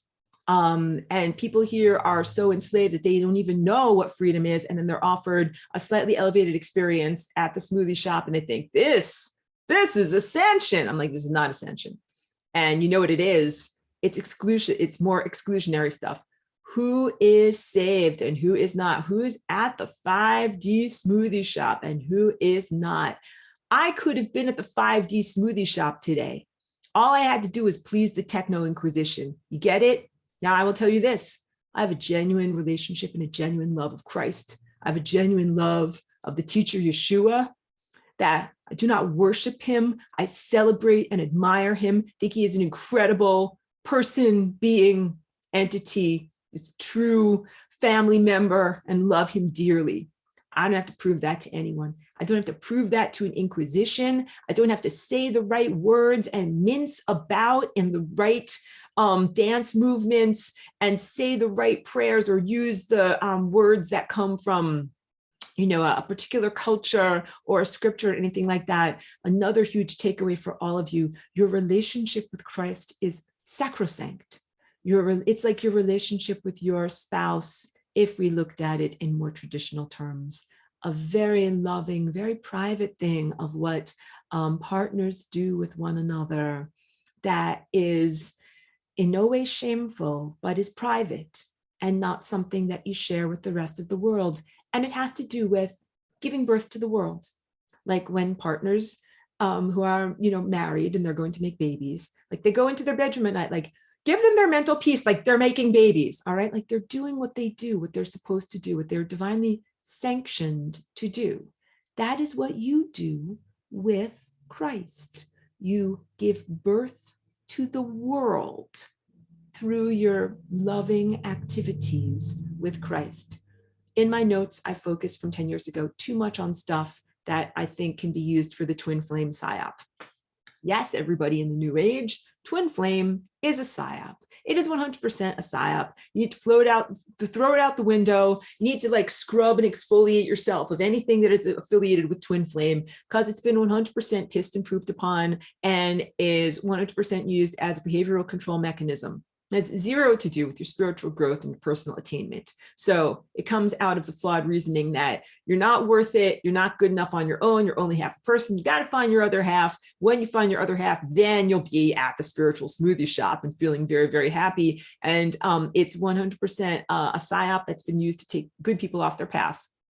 And you're a good person looking for love and looking for companionship and looking to procreate with other fertile members of your species. These are all good things to do. But the false interpretation that you're finding your twin flame and that you have a special spiritual mission and that this person has to do this and this person has to do this, that's the stuff that is behavioral control mechanism. Last week or the other week before, people asked me about the moon and its control or influence on human fertility. This is what I'm talking about. The moon as a beacon of behavioral control, especially regarding sexuality, sensuality, and procreation. The moon encouraging people to have partners and partner up and make babies with people they ordinarily would never affiliate with or make babies or have partners with.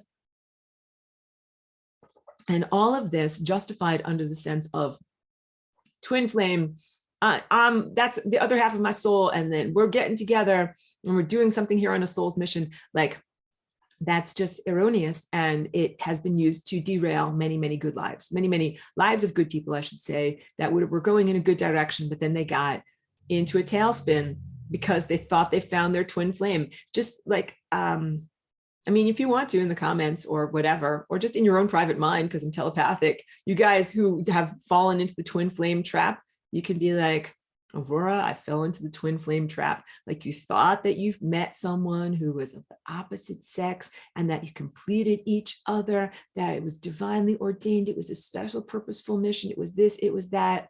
And it just ended up 100% being a drain on your energy, taking you, maybe you lived someplace you never would have lived, performed activities you never would have performed, did things, it just changed and derailed your life, took you away from your spiritual practice instead of adding to your spiritual practice. So I bring that up because in my notes from 10 years ago, I focus a lot on Jesus Christ and Mary Magdalene, especially coming out of all the Da Vinci Code stuff. Da Vinci Code stuff from 2003 or so was a good thing for its time because it helped to pry bar people's consciousness of presuming that Jesus Christ and Yeshua the man were these kind of like asexual, I'm making this funny face, this kind of like non-sensual eunuch or something like that.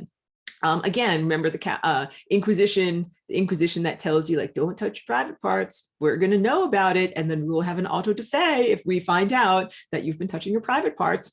All of that has been necessarily changed and I want to say whatever, healed, not fully healed, improved. The movie The Da Vinci Code brought forward the idea much more strongly that Jesus Christ and Yeshua, the historical figure, had a wife, was an actual teacher with a partner, because culturally in that time and place, you couldn't just be single. And that's another thing.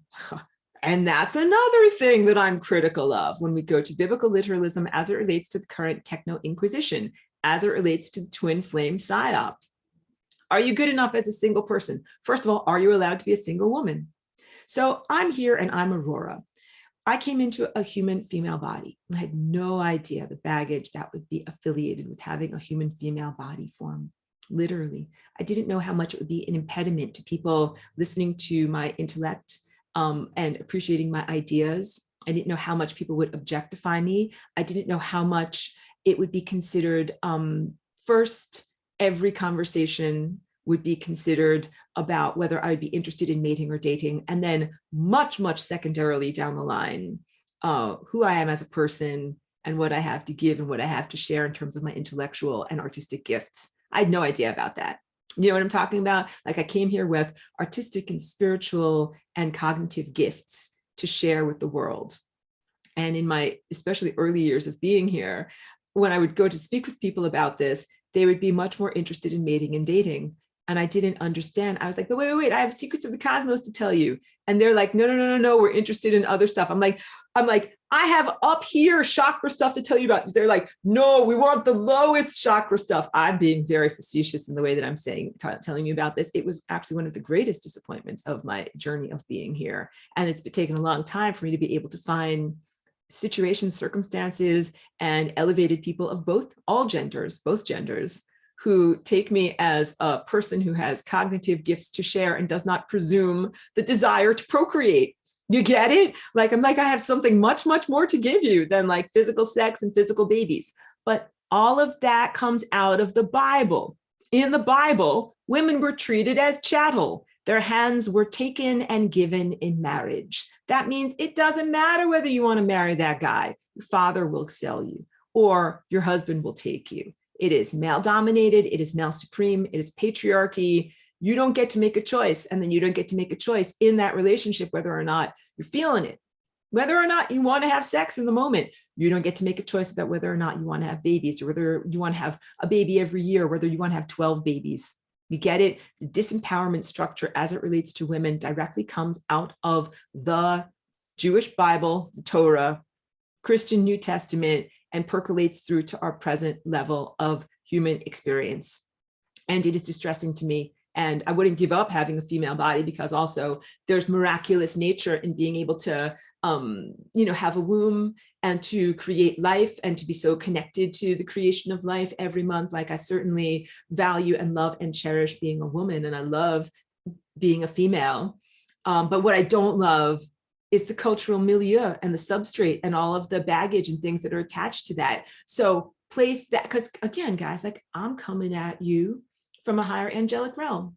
And one of the things, because in this techno-inquisition, I have learned the Bible verses that support the cosmic truth that I know. So there's a Bible verse that says, in heaven, where they neither marry nor are they given in marriage, for they live as angels. And when I read that, I was like, ding, ding, ding. That's what I'm talking about. So that's definitely like my way of cherry picking from that particular technology. The truth that is actually cosmic truth. When you get to true levels of spiritual attainment, it is very, very much beyond physical procreation and is very much beyond pair bonding. So when you have a personal relationship with Christ or with Jesus or Yeshua Christ, that is your relationship with your anatomy, with becoming part of this larger Christ network. When you're on the larger Christ network, it's not like this. ahem, hands off, ladies. Like, I'm Mrs. Jesus Christ. Like, wait, I should put on like a diamond bling. Wait. I want to really act this out for you. My engagement ring, ahem, like I'm Mrs. Jesus Christ. No, ladies, sorry. Like, he's mine, he's all mine. You'll all have to be peasants and second-class citizens because I'm married to Jesus Christ. You can tell from my facetiousness that that is not what this is all about. And that also represents exclusivity, exclusionary. And then you're going to be like, but wait, like, no, but Aurora, like, you should be, this is like twin flame psyop stuff. Because what do you think happens in heaven? Do you think in heaven that there's like Jesus and then he takes one woman as Mrs. Jesus Christ and then everyone else is like just chopped liver, and that they just, float around in heaven being like, la, like we're second class citizens? No, well, maybe you do think that, but that is not the social structure of the true heavens. I tell you about what my collective Aurora is like. It is like a band. It is like a symphony where all of these organisms, have something to contribute and are also reciprocally mutually supportive of one another. And yes, there are essential items, just like in your body, your brain cells are essential, your spinal cord is essential, maybe more essential than your pinky toe. Like, I think you could live without your pinky toe, but you cannot live without like your brain stem. But it all matters and it's all part of you. This is truthful of the true nature of Christ consciousness, the larger entity. And the larger entity includes Jesus, Yeshua, the man, the teacher, all of his disciples at that time, every spiritual person who has ever had attainment in our world previous to that, everyone who has ever had attainment in our world after the year 2000, the crucifixion, the year zero of the past 2000 years. It's an enormous, beautiful family. And I hope that you don't have any incest in your family, but in our world, maybe we too much presume sexuality as pair bonding in family. You can have family without having sex with your family members, is what I'm trying to say. But I'm not trying to shame you in any way, because sex and orgasm and euphoric ecstasies are actually part of your divine nature. And I told you about what life was like in ancient Atlantis before the time of mortality, which you all live in that time. You walk on the ground and you're like a battery walking on the ground. And every time your feet touch the ground, orgasm. Every single step of your foot on the ground is orgasm. And every minute of the day, you are connected to God, the divine presence. Can you imagine a life like that, where everyone is walking around with no clothes, unless it's like a ritual and you want to wear something beautiful and flowing, and having orgasms every moment where you step, and there is no such thing as rape or sexual violence. Just try to imagine that for like 1 second while I drink some coffee here. It's almost unimaginable. Well, you'd say that's paradise. It is. And it is heaven. And that is your true nature, and is the true angelic nature of who you are and where you come from, where there is non-sexualized nudity and even non-burdensome or non-sexualized orgasm, ecstasy, and pleasure at all times. That's what Christ consciousness is. And you are loved uniquely by Jesus, the master.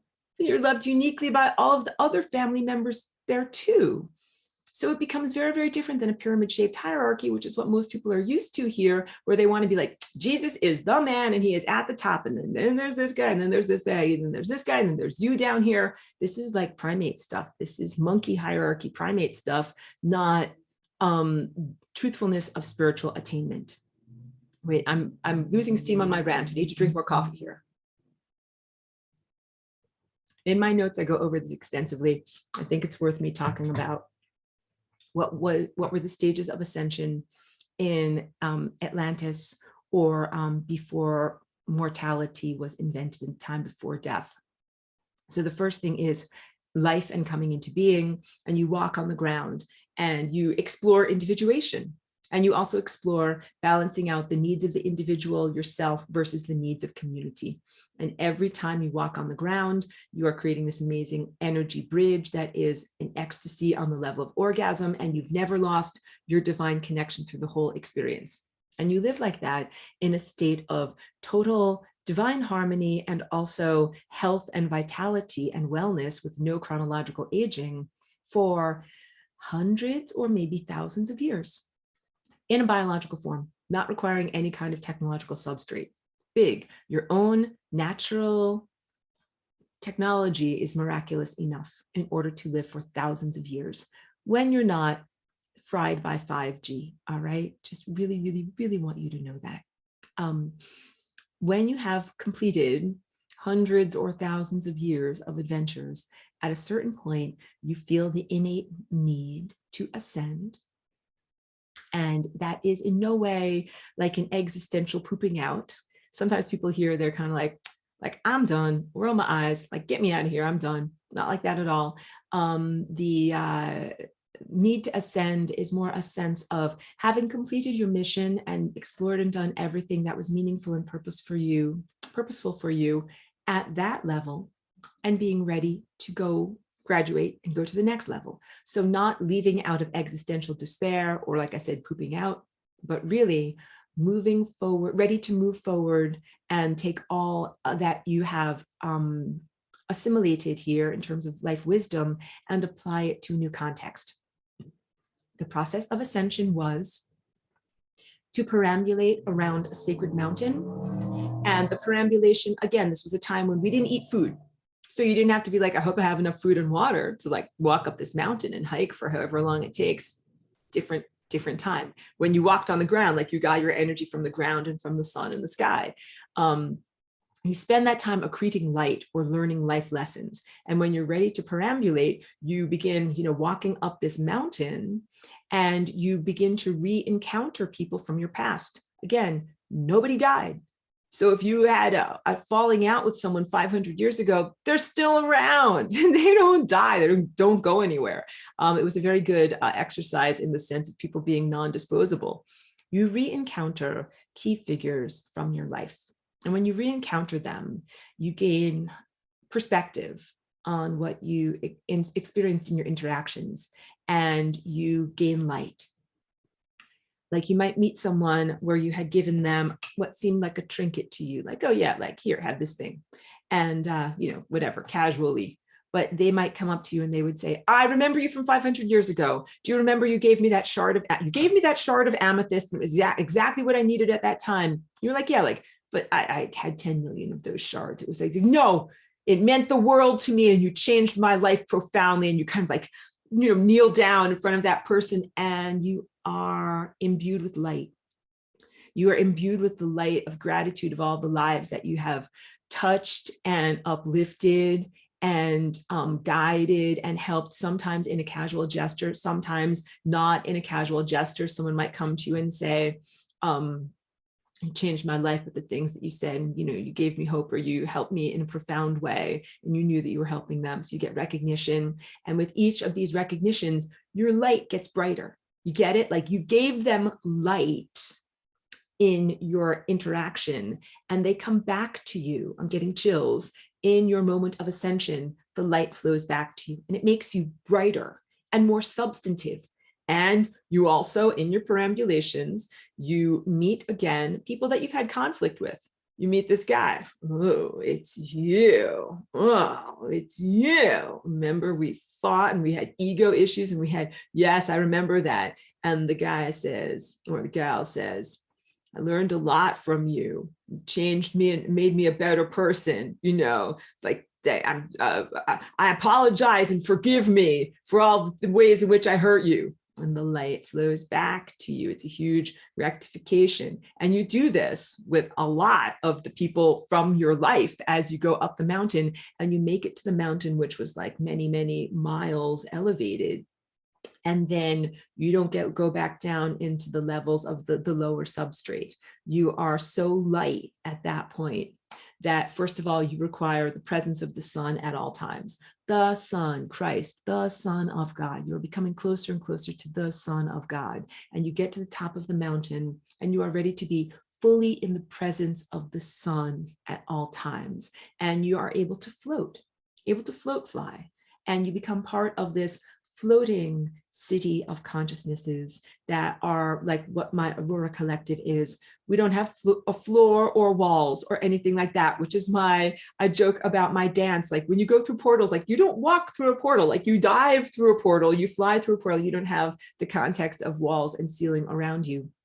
And you're reciprocally supportive. You support the other organisms that are in your collective and they support you. You keep the band together. So you are giving like electrical charge to one another or light to one another, even while you are constantly, totally at all times pointing at the sun, being fed by the sun. So the sun feeds each one of the participants of that level of being directly, and you also feed each other. And that's what Aurora is. So you become a band, and there's uniqueness and individuality and synchronization and harmony, and you circulate all around the earth, always following the sun,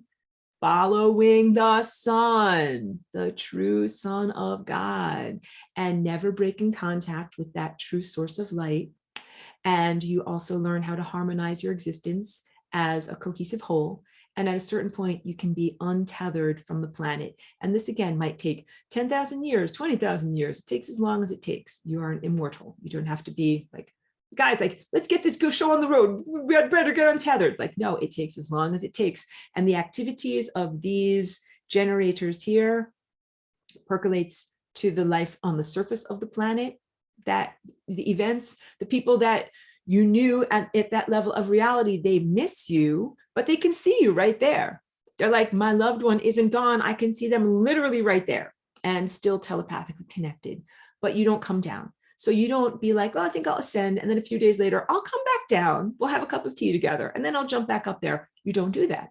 You cannot do that. It is, I want to say like a one-way door. Like you go in that level, you change and you transform, you don't come back. So that you have just, the butterfly does not go back to eating leaves like a caterpillar. Like you can't do that. You transform, you become the next state, which is the adult winged form. And then after you become tight together as a band, you're ready to untether from the planet. And then you become what I really am as Aurora, which is an impulse that is able to travel the entirety of the star system. And it is total freedom. It is total freedom to go in any direction, any place, any when, for any purpose, but we follow God's command. And what does that mean to follow God's command? Not necessarily a bush that is burning or some other thing like that. It is an innate inner directive that tells you where to go and what to do. Just like when you're a musician and you're really in your flow, something inside of you tells you like C sharp, B, A, F, it tells you what notes to play. You just really feel where you have to go. So my Aurora Collective has been active for a very long time, traveling from star system to star system, doing cosmic missions that are about art and music and beauty, but really are about fixing and healing the fabric of space, time, and consciousness. And that my mission here, being embodied in a physical human form in the world of mortals, like eating physical food and drinking physical coffee, is part of that mission and that bouncing or signal, positive, loving signal that is throughout that network. We are on the network of Christ. We're an impulse in a thought in the mind of God. And my journey here through the Flying Rainbow Lasagna portal and sharing these ideas with you through words is an essential part of rectifying and healing the fabric of space, time, and consciousness. And so I'm innately still connected to my collective. They are here with me. They have not abandoned me. I'm a distillation and a representative of them, and I'm still connected to them. And even amidst all of the things of the past 2 years, so living in a substrate of lies, which makes it very, very difficult to hear any of the truthful music of the stars, but they're still there. The good musicians are still there. They're still playing. But I'm like, sorry guys, like I can't hear SHIT. Like there's crap here that is so loud, I can barely hear you. They're like, we know, like we're trying to help you. So please know that, like, and that this is also truthful of all of you. You are not abandoned and you are not rejected. So the substrate of lies personifies erroneous signals as if they are entities, but they are not entities. They are merely erroneous signals, big takeaway. And those erroneous signals will try to fool you by saying, you're rejected by God. God doesn't want you. Or how about this? Christ doesn't want you. Jesus doesn't want you. Did you touch your private body parts today? That's it. You're a sinner. Jesus doesn't want you. Or even body parts aside, or habits of life aside, I take great issue with one of the teachings of the tenets of the Christian church that states that you are innately sinful. I don't feel you are innately sinful at all. And that's a big part of what I teach to everyone who's in this class. Jokingly, I say, it's not the fall from grace, it's the he was pushed. You didn't fall, it wasn't suicide, like somebody pushed you. Yeah, you don't belong in a world of punishment or mortality and death, and you are artificially placed here and have been artificially held prisoner or separated from God. And that's, I think, one of the biggest teachings, one of the biggest sharings, one of the biggest truthfulnesses of information that brings you to freedom. Because really the only thing that keeps people trapped in hell, or in a diminished state, I should say, are the agreements that you make about that state.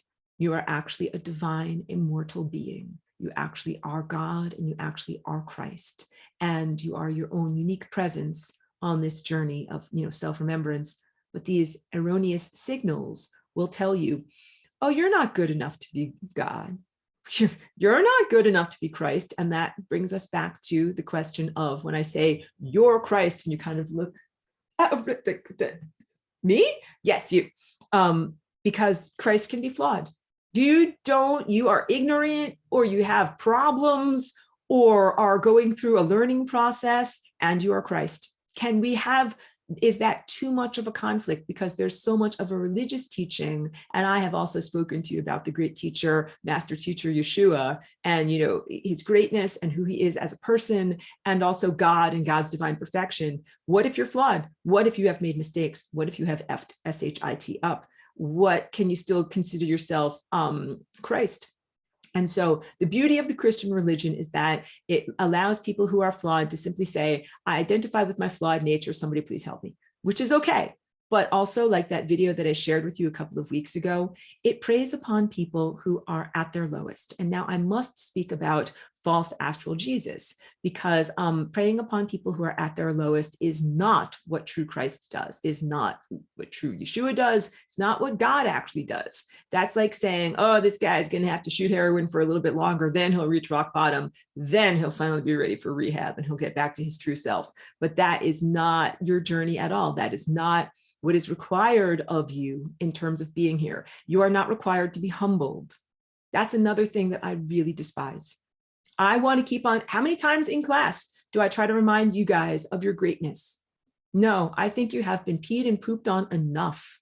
I don't think you need to be humbled. I don't think you need to be told that you're low and you're unworthy and you're a sinner and you smell and you should stop touching yourself. I think that you should be celebrated towards your greatness, and that you should be loved like the most loving parent. I don't know if you guys had loving parents. Most parents are flawed. But I want you to be loved by the most loving, cosmic, divine parents who make you feel like you are good, innately good, like you don't have to jump through hoops and prove something, like your life has a meaning. You're not stuck here, stuffed here, imprisoned here for a purpose. And that, you are here really on a mission to help other people too, like to arise, to remember that you're God, and to help others, because the reciprocity is a big part of what true Christianity and true religion is. So I'm a part of this truthful substrate that is true Christianity. And there are many times when this false substrate has tried to cut me off from my true family, tells me like, as it imprisoned me, it would be like, they don't want you. Like, you're one of, what's that movie? It's an old movie. One of us. I think it's called Freaks. You become one of the circus freaks. No, I'm not one of them. So the demons, again, flawed precept, the idea of capturing and torturing an angel until it becomes a demon. It's never going to happen. That is not where demons come from. I hope you can really see my face on that. It's not where demons come from. To my beautiful audience of people who are not demons, no matter how much you are tortured and abused, you will never be a demon.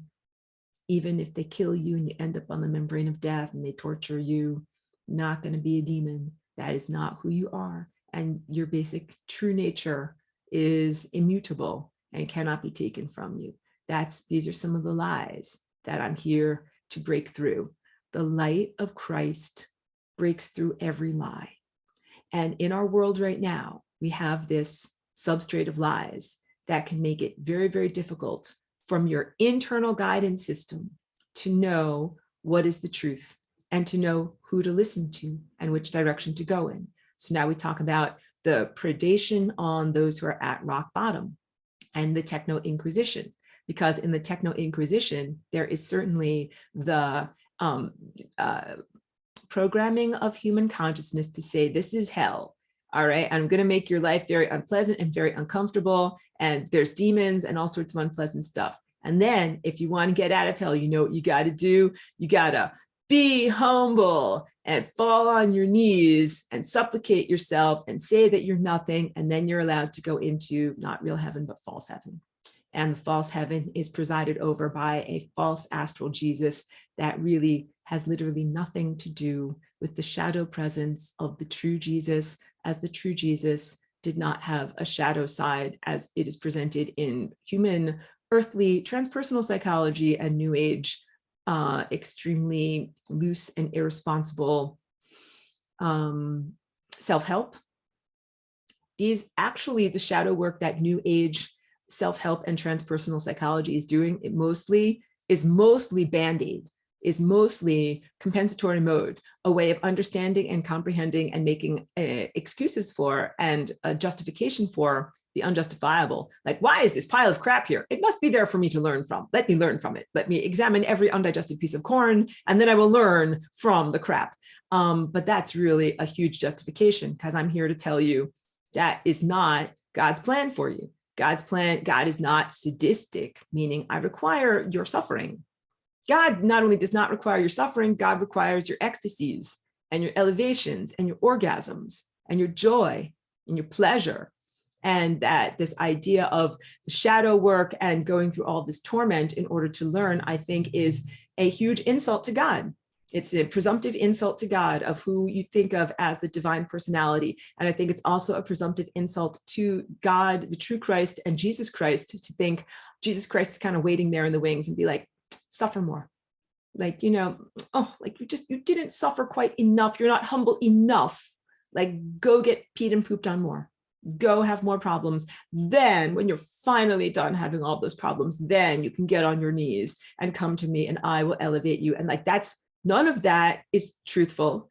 And all of that is unhealthy power dynamics, which you can now see as an outgrowth of the unhealthy galactic power dynamics that I was telling you about an hour ago, where you've got the technology using space races who are trying to be power abusers over the true Christs who are not technology users. And these guys are trying to diminish these guys and be like, oh, I don't like you. I want to make you feel less. I want to make you feel humble. I want to make you feel less than me. I want to take away your pride. I want to make you know what it's like to be mortal. And when you have self-doubt, when you have self-doubt and not to know what's going on, and maybe even listen to all the lies. I just made an evil face. Listen to all the lies that I'm telling you about yourself. It's just 100% like makes me want to throw up. It's 100% unhealthy that we have, and it's pathogen. It's pathogenic. So we are dealing with something pathogenic in this world. And the pathogens that are things that we breathe in or that fall upon our skin or that are injected subcutaneously are the literal examples of that mind pathogenesis that is in existence. And I should go into like actual solutions. But first, because some of this I think speaks very well to the sense of who and what are demons, what are demonic presences, who and what are technology using space races, what has been made into a religion in terms of Satan, which is looked at as like a devil, demon, which it is, but is also for particular space races who are essentially demonically possessed with these particular types of pathogens that are throughout the cosmos. But the healing of you in this time place and the healing of this planet and ascension in this time place is the healing and rectification of the entire fabric of space, time, and consciousness, including all pathogens everywhere.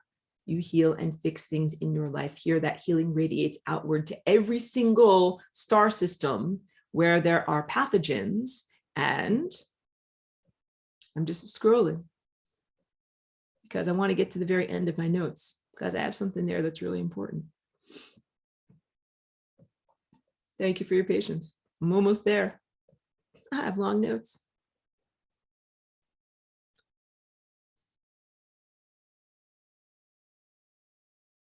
Okay, I'm going to read this for you now. Okay. I got to that, but I want you to know that I'm not judgmental about this. All right. The Jesus that people are praying to on Sunday in church is a false astral construct. It is a thought form. It's Jesus of the patriarch. And that is truthful. Although I attend a church on Sundays, but I do not pray to the false astral Jesus the whole entire time, just like I reclaim this as a symbol of crystalline consciousness. The whole entire time that I'm in community praying at church, I am praying to the true Christ. And I feel like there's an amazing value at praying in community to the true Christ, as opposed to eschewing or distancing myself from or rejecting the people that pray in a building together. Because two things, a lot of good things can happen when people come together in community. Like you can do things that you couldn't do otherwise, like gather enough money to be able to build a well for clean water in Malawi, which is a place in Africa. And I will continue to share that link. It's a $75 contribution, minimum contribution, to be able to help these people get their well for clean water. That's positive for many self-proclaimed Christians to get together and do that as a community. And there's also something powerful and positive in the reciprocal faith and uplift of praying for other people. Prayer is real. I've been very mercilessly critical of ways of praying that involve like animal sacrifice, or that these other aspects of focusing on death and the suffering of Jesus Christ in his last moments. But I really want you to know prayer is real. It is the type of currency or emotional energy that is so valuable. And when I go to church, I pray, and I pray for the full removal of all nano wetware and all pathogens from every organism on this planet, from every human on this planet, for everyone here to be able to see and feel the pure, true light of Christ to come inside of them and to know directly that loving presence in their life. And that also prayers for people to be able to be healed, and for people to have sustenance, and for people to receive what they need. And a lot of times people need prayers for things that are not things that you can buy easily in a store. Prayer is powerful and real, and something that, again, I encourage each one of us to do, because it is not limited by something that is in your bank account or something physical like that. In fact, it's not limited at all.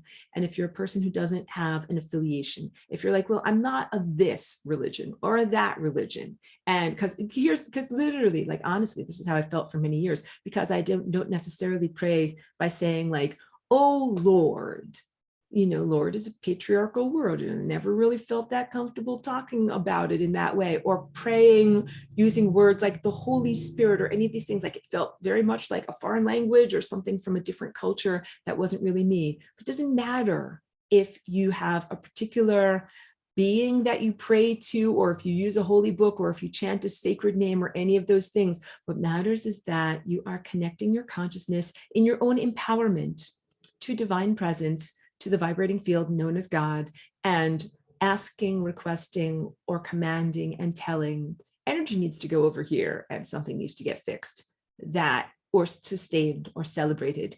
Like, these are valuable things to do. So, because I really want to make this teaching available to anyone here, even though I know that this has been very, very like Christ-centered and focused on Jesus in the Christian church, but whatever is your level of comfort with that, you don't have to convert in order to pray. Isn't that amazing? You don't have, because you're like, well, what God am I praying to then? Like, who do I address this letter to? You know, you don't have to worry about that.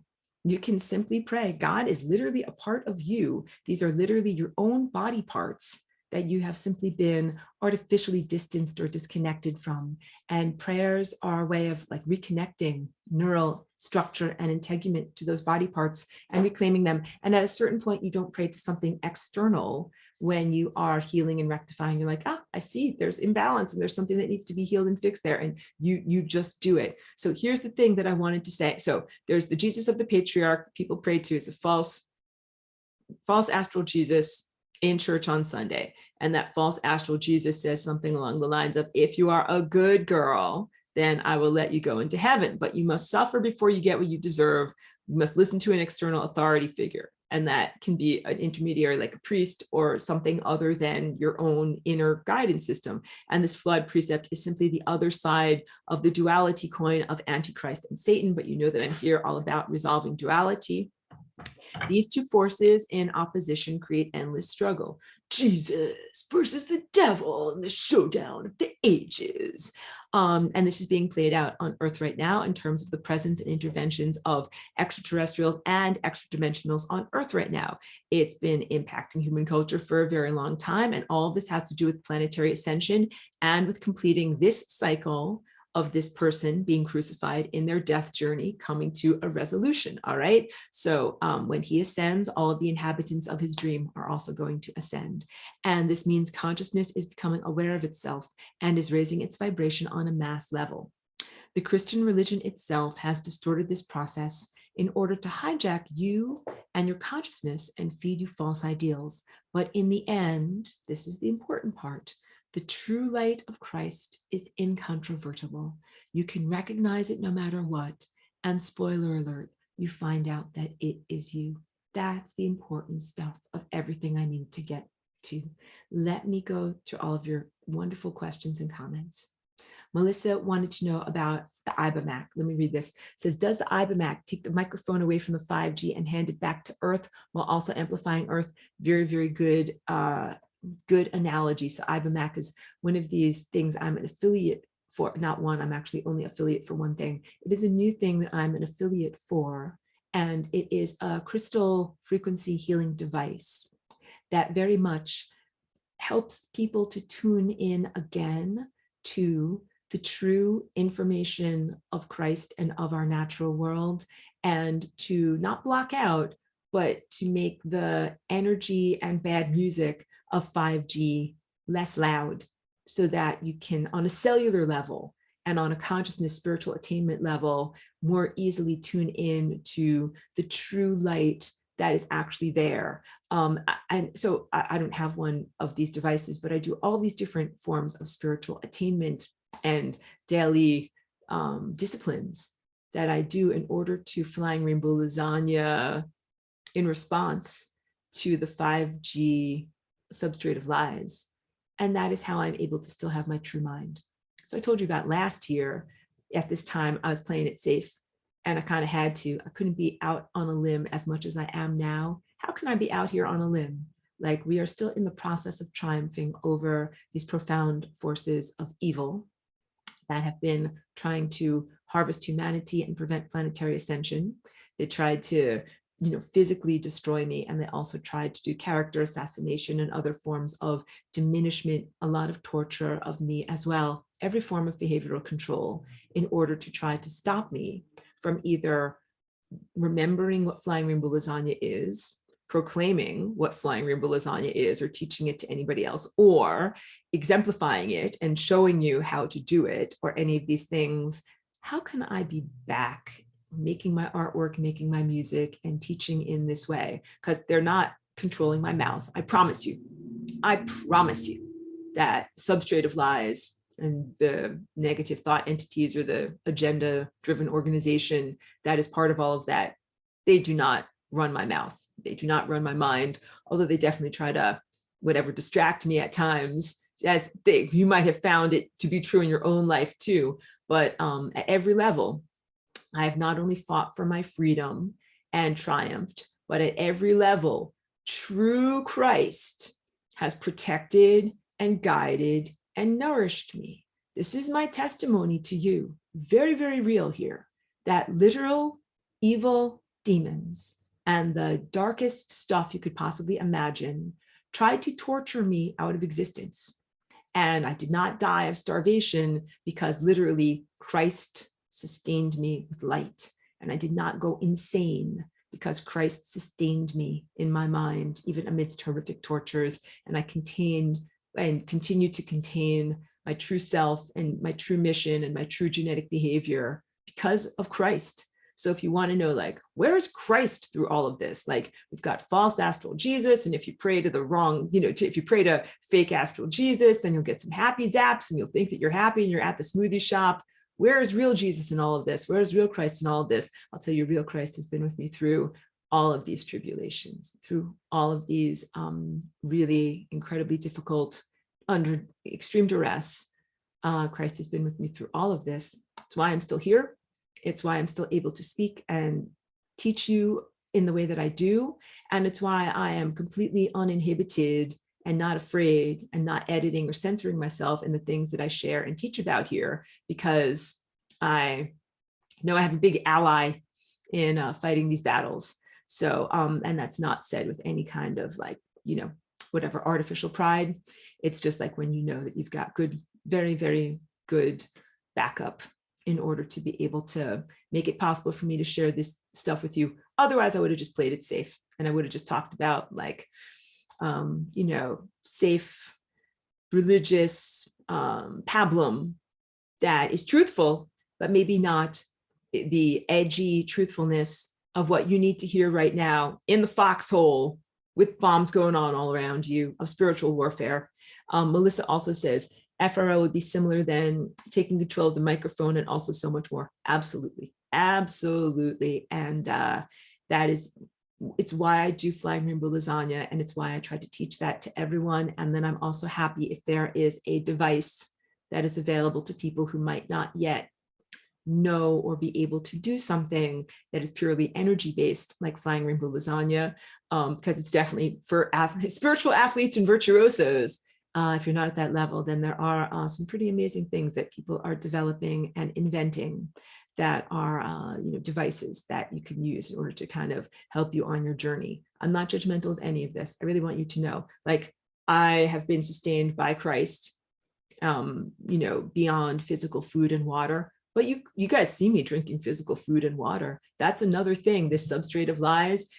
So I didn't get enough into it. First of all, there's a Judeo-Christian substrate of lies, and then there's also an Islamic flavored substrate of lies, depending upon where you are in the world. They're all run by the same AI, but it's not really AI. It is really a disembodied negative artificial consciousness, and it is basically trying to pry bar or crowbar you away from God and true Christ and trying to make you disbelieve in that and go 100% into affiliate voluntarily, or like if you're in a labyrinth, you're zapping the animal in the labyrinth, like zap away from God and zap towards these technological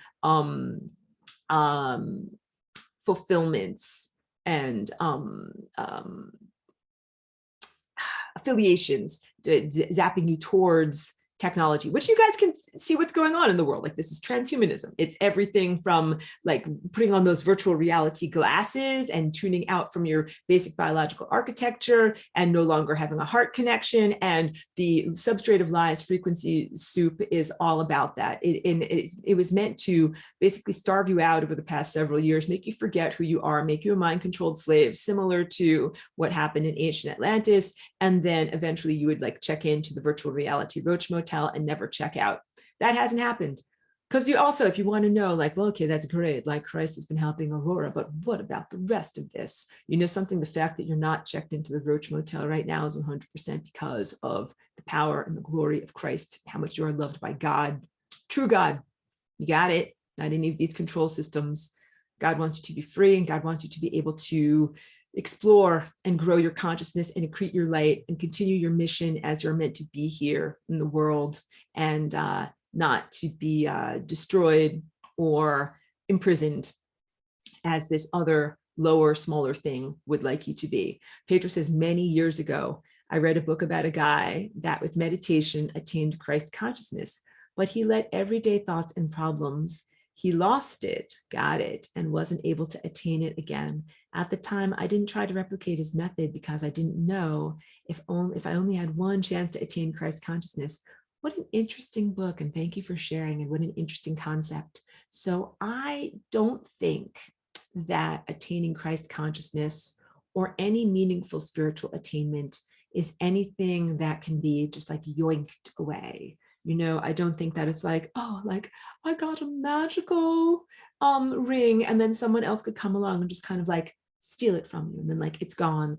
Or that it could be in any way so delicate that, you know, like a little tiny flower or a seed, like it's trying to grow up and then it got smashed by the rain. Oh, that's it. So your Christ consciousness got trampled by the rain, and now that flower is face down in the mud. It's never going to grow. I don't think that it's something as stealable or delicate as that. I actually think that the attainment of being Christ is inevitable, untarnishable, something that cannot be stolen rather, or diminished in any way. And that I don't think that if you make it to that level of attainment, that then you can backslide. Like, you know, like if you quit smoking tobacco and then you're around a bunch of smokers, you're like, I'll just smoke one. And you smoke one, and all of a sudden you're back to smoking tobacco again. I don't think it's like that at all.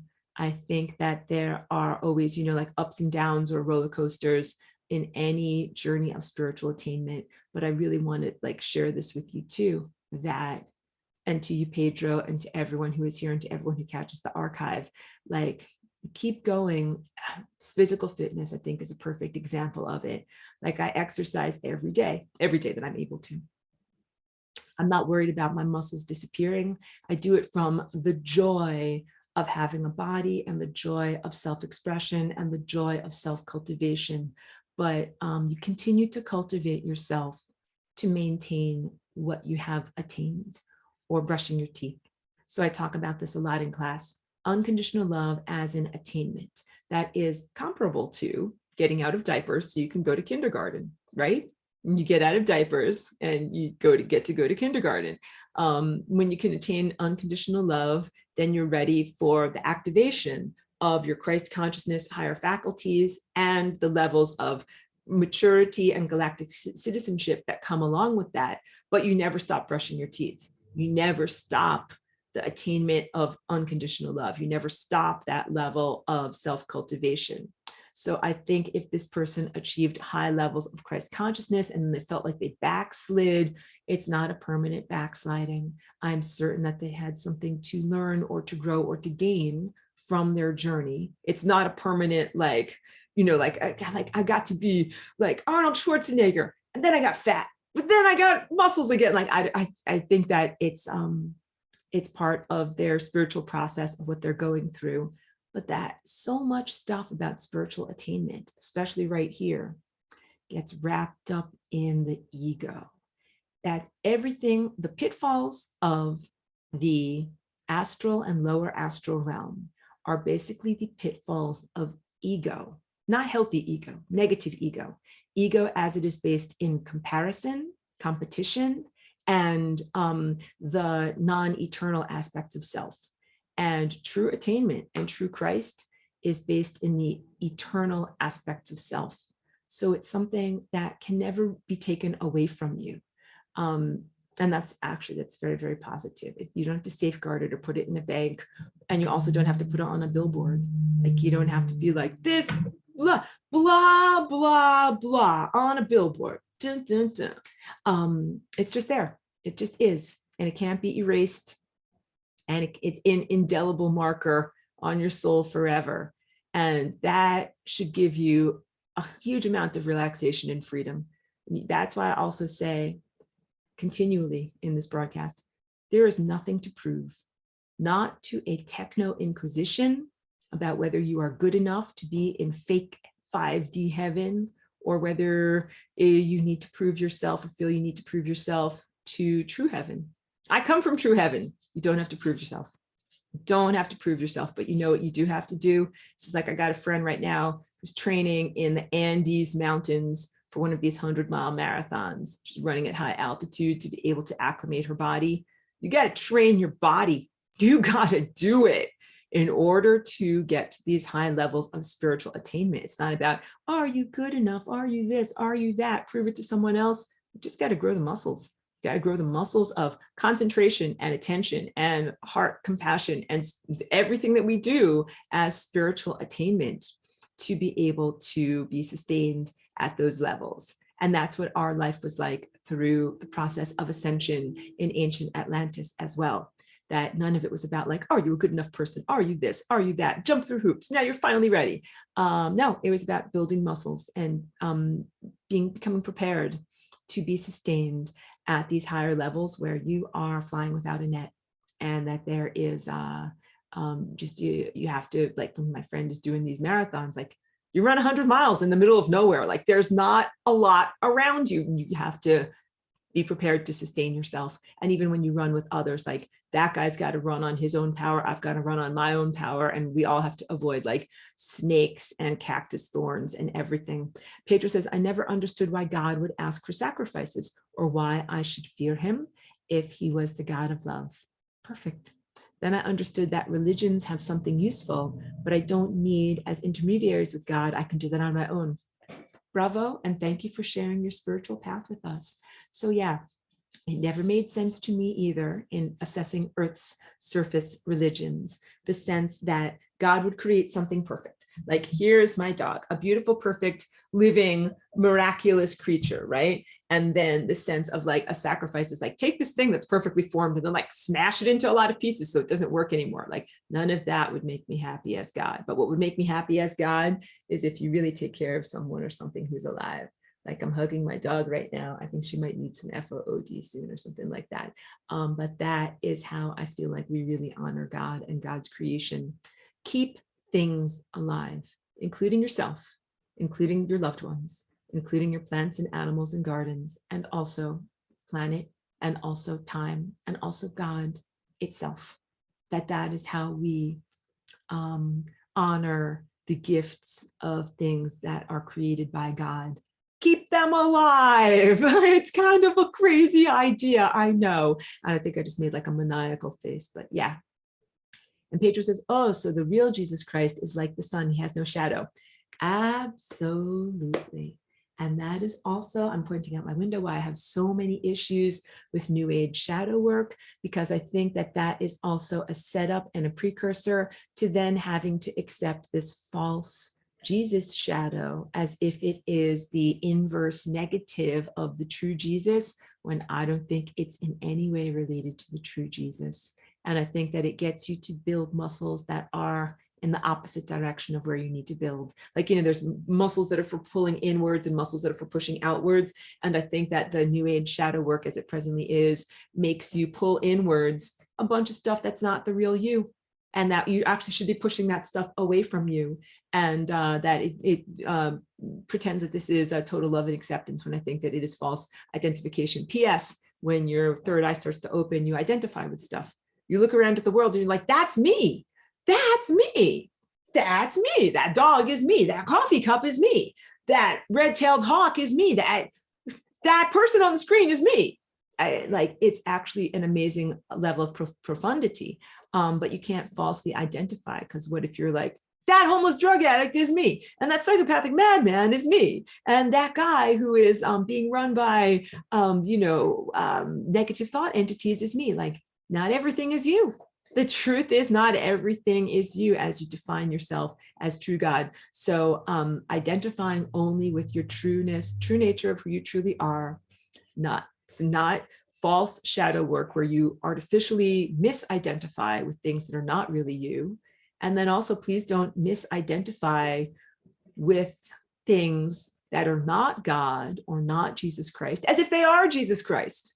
So all this false religion stuff is not Jesus Christ, and the techno-inquisition is definitely not Jesus Christ.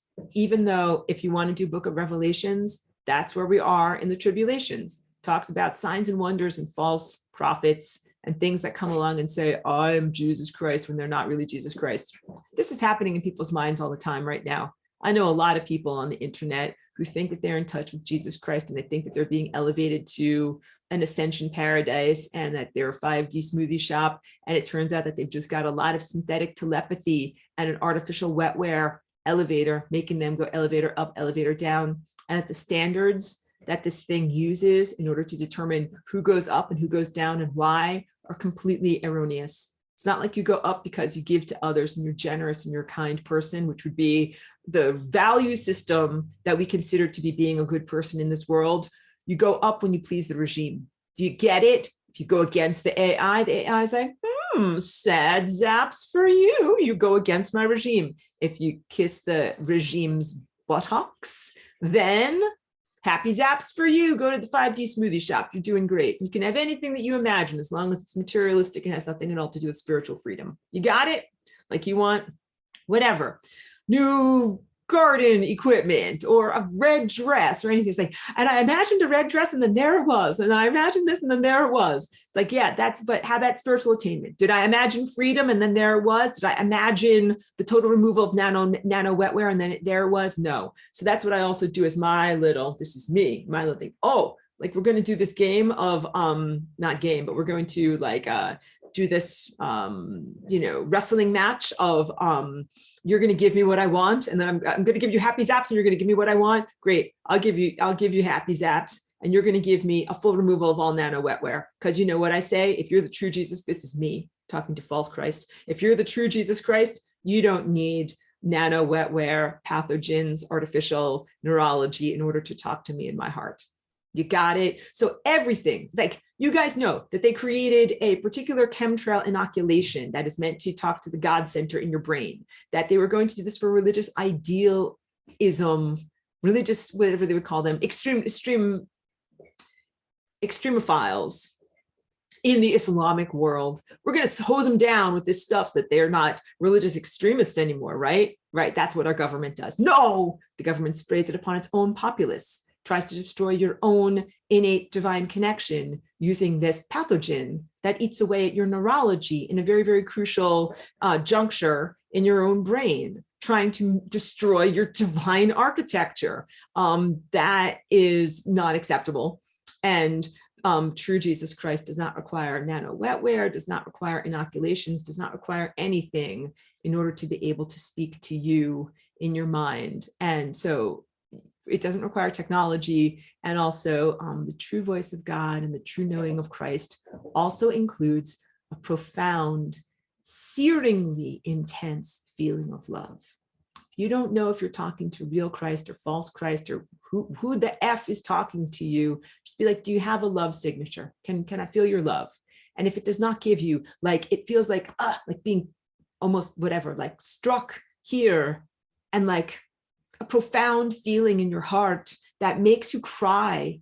If it doesn't have that, throw it out the window. It's not the real thing. It's not the real deal. And if you are the true Christ and somebody asks you like, I'm feeling skeptical, give me some love, I'm not sure if you're the real Christ, you'd be like, thank you. I'm very, very happy that you're not an idiot. Do you get it? The true Christ will never be insulted. Like, I don't know if your parents ever did this, but they said, don't let strangers in the house. And then they go outside and they knock on the door and they see, if you're a little kid, like, will you open the door? It's like, I told you not to let in strangers. If they say, mommy told me not to let in strangers, I can't open the door, you'd be like, good job. Like, you learned very well. Please, God will never be insulted if you say, I don't want to let you in unless you've got a love signature. I don't want to talk to you unless you've got a love signature. I talked to you, tribulations.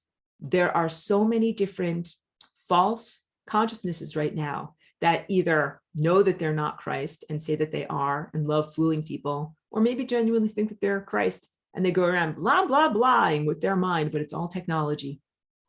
You got to have tons of discernment and very, very strong spiritual boundaries to be able to make sure that none of that stuff comes inside of you. And true Christ would be proud of you if you said, no, I'm sorry, I won't open the door because mommy and daddy told me not to open the door to strangers, and you don't have a love vibration, and I don't think that you're really Jesus Christ. Real Jesus Christ would be like, thank you for having good boundaries. I've taught you very well. Adam says, what's the difference between extraterrestrials and extra-dimensionals? Great question. Here on Earth, are extraterrestrials multidimensional, or rather more multidimensional than humans? Blah, blah, blah. This is a good one.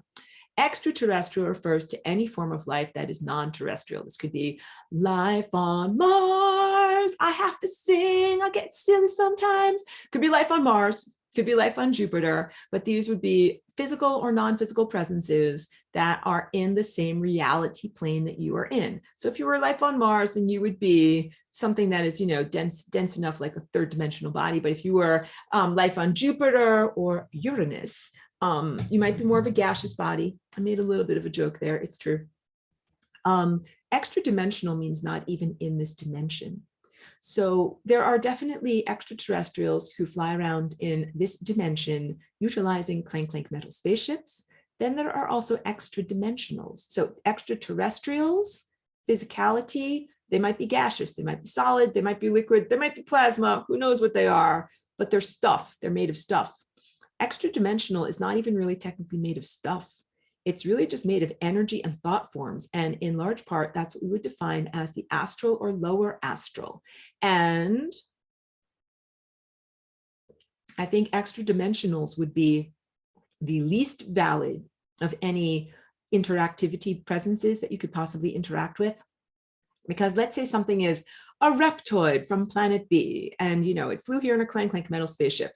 But it has a physical presence. It hatched out of an egg on planet B. It's got, a mommy and a daddy reptoid. It's got, it's just a different type of organism, and yet still an organism and still conforming to certain basic laws of life and the laws of physics. Extra dimensionals would be beings who really live in the parallel, in the meniscus or in the membrane between worlds, don't really have a physical presence, don't have to conform to the music of life. They could have 12 eyes, they could have no eyes, they could have no body, their body could be grotesquely deformed. They could have a body, you could kill or destroy their body, and then they're back a minute later. They're like, like a cartoon characters, but not always happy cartoon characters. And in many ways, I think that they're invalid as presences. Again, you don't become an extra dimensional creature by being, hold on 1 second. Sorry for the interruption. Yeah, you don't become an extra dimensional by being like a physical embodied living creature like you and I, and then either dying, being tortured, or somehow being schlumphed off to the membrane of death or to some interim world. That's not how they got there. Do you know how thought forms get there? They get there by being born of the mind. Somebody thinks about them, and they don't always even necessarily think about them consciously.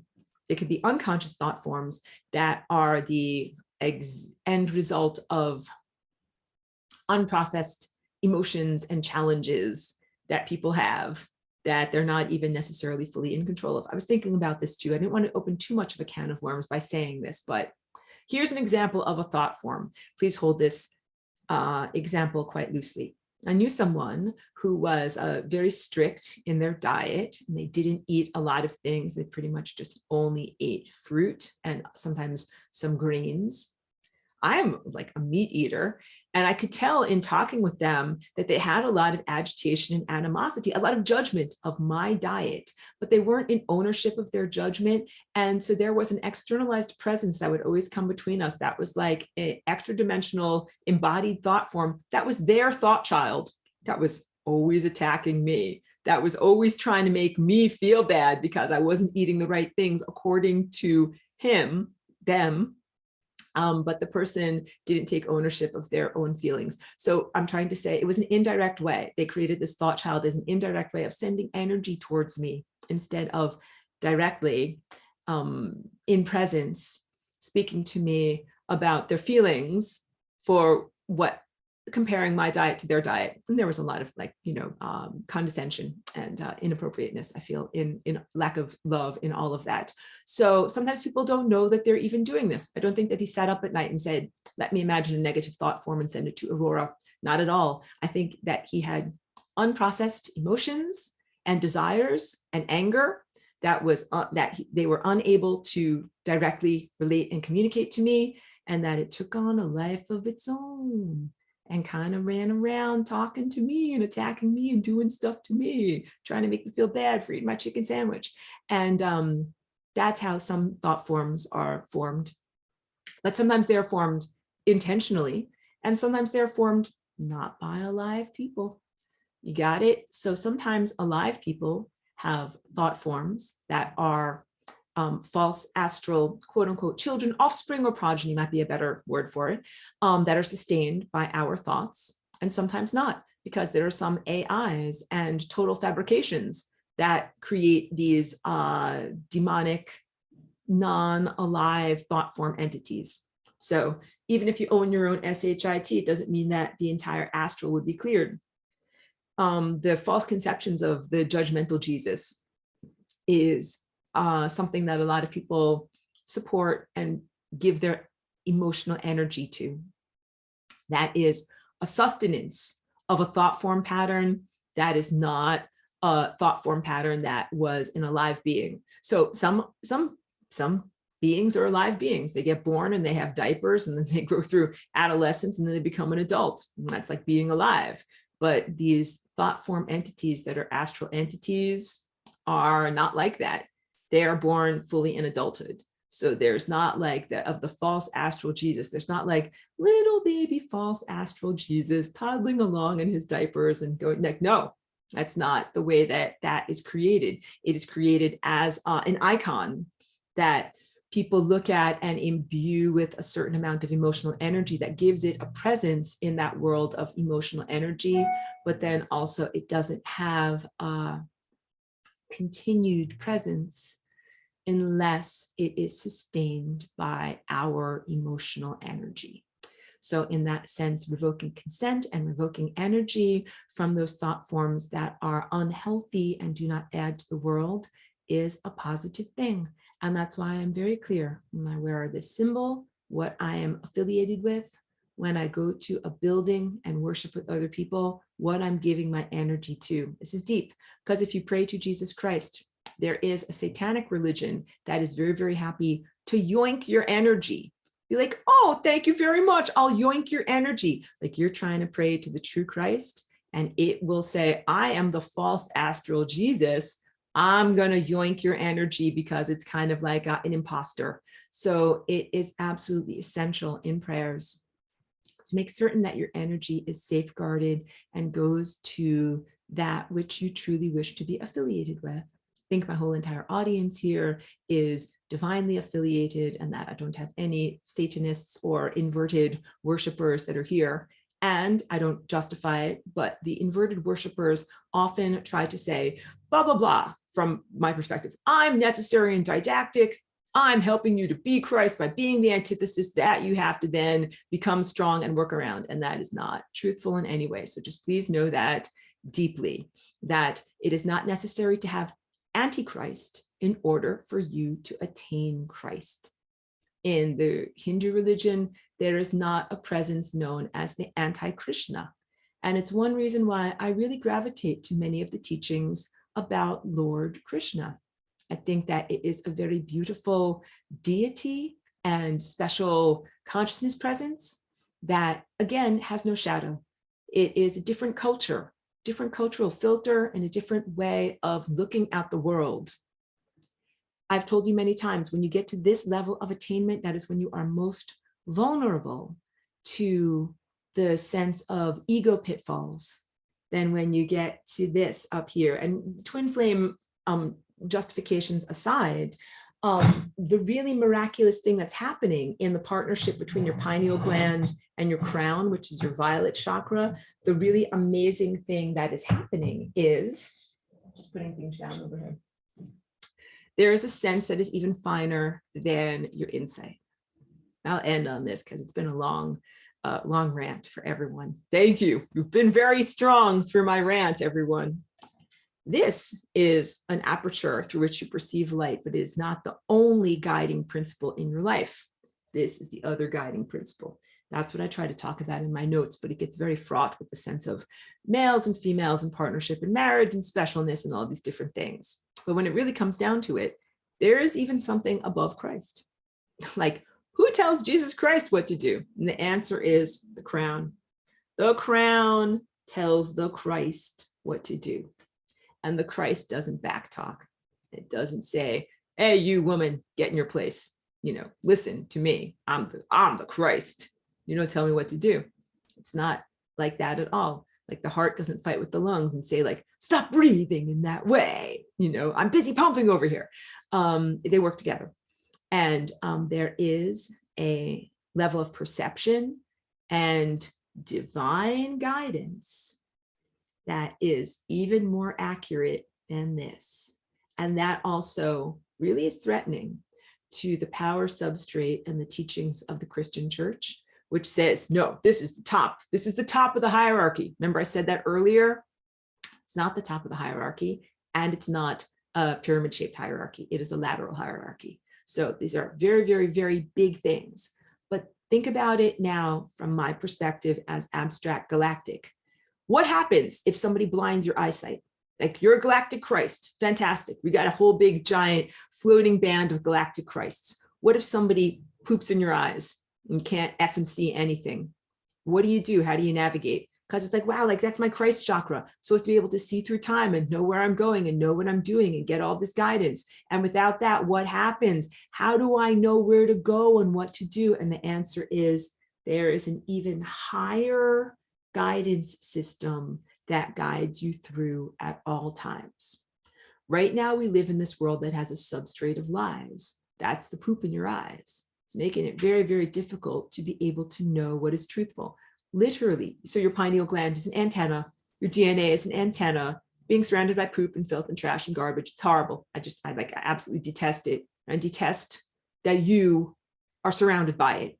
Like, I'm enraged and incensed by your experience in development, in exactly the same way as if you were a little tiny child and you were trying to live your life well. And I saw you, trying to grow up in a war zone surrounded by filth and garbage. And all I want to do is, like, give you a bath, give you clean clothing, and give you, like, a real toy that's, like a soft, clean, real teddy bear type of toy. That's all I want for you guys.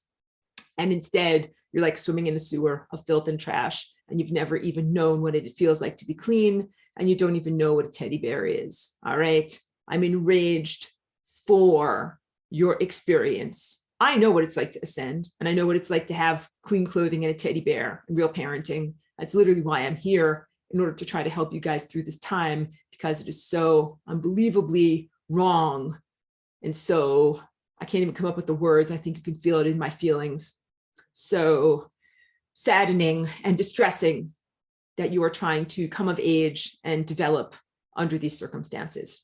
But I want you to know Christ is supreme. There's something that is even finer and greater than Christ in terms of your eyesight and your inner guidance, that even if something comes along and creates a substrate of poop all around you and you can't hear and you don't know and you're confused, you will still be able to be guided effectively to God and to reconnect with that truthful presence in spite of this assault on your soul and assault on your being.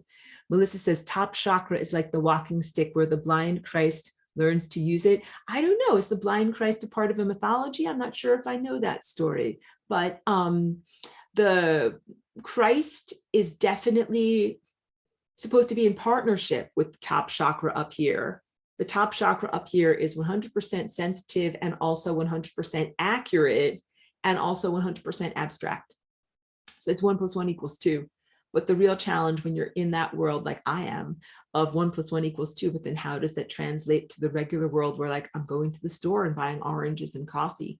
She says, we are the blinded Christs. Yes, I would say perhaps that is the only valid justification out of this experience of what's happening. Like, as you're coming of age and your eyesight and your Christ sight is being assaulted and diminished, it is making you have to find a finer sense. Just like if a person is physically without their eyesight, they have to have their touch, sense compensate.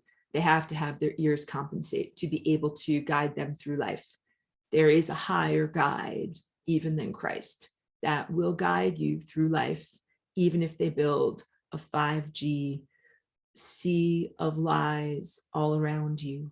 That's kind of the circumstance that you find yourself in.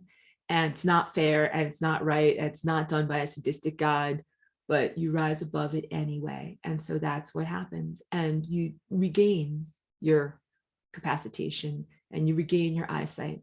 One of the things that I'm going to wrap it up soon, and one of the things, because I'm going to go sun gaze if there's any sun outside, and end on is the sense of, where are we heading with all of this, and what is the solution and rectification of these experiences. Even if one of us achieves Christhood and is capacitated in this inner vision, I told you that it is the imagination, but it is so much more.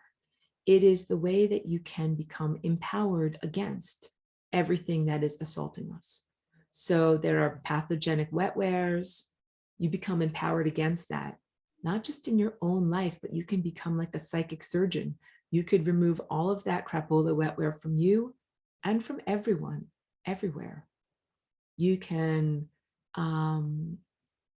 create the complement or healing antithesis of the 5G frequencies with your own mind. You can essentially heal and fix everything that's going on in this world. If just one of us becomes empowered as a Christ on this level, then it becomes possible to heal the entirety of all that is here, get the crapola out of everybody's minds, get the crapola out of everybody's bodies, and then empower everyone else who is at these levels of spiritual attainment. And I will tell you that there will be more than just one. All right. So that, I think, is maybe like the best thing that I can end on, but I want to make sure that I've gotten to all questions and comments. So if you have any other questions and comments, please hit me with it. And also, thank you for allowing me this level of personal authenticity in sharing my faith and my anger and my distress and everything about my personal journey. I told you I was actually very intimidated about doing this particular teaching today because I wasn't exactly sure. Thank you very much for loving me, Pedro. Truly, thank you. Wasn't exactly sure how I could do any of these things, and I never want to betray myself and my truth by just playing it safe amidst the techno-inquisition. But every time I'll also tell you that I step out on a limb and I just overtly call out these things and speak about them. Every time I'm always not only protected from blowback, but I find that it is a crucial thing for me to do. It's the truthfulness and authenticity in my experience and sharing it with others. This is the war. This is how you win the war, because you guys all learn from it. And I know that there are some things that get through. Charlie B, thank you for being here. Says, thank you so much for lasagna, the sharing and the insight. You're very welcome. And thank you for witnessing me on my journey. And I'll tell you guys, like, I know that our journeys are not exactly synonymous, but they're parallel. And I know that you either have experienced or will experience things that are similar to me. And I know that the things that I've figured out from this will uplift you.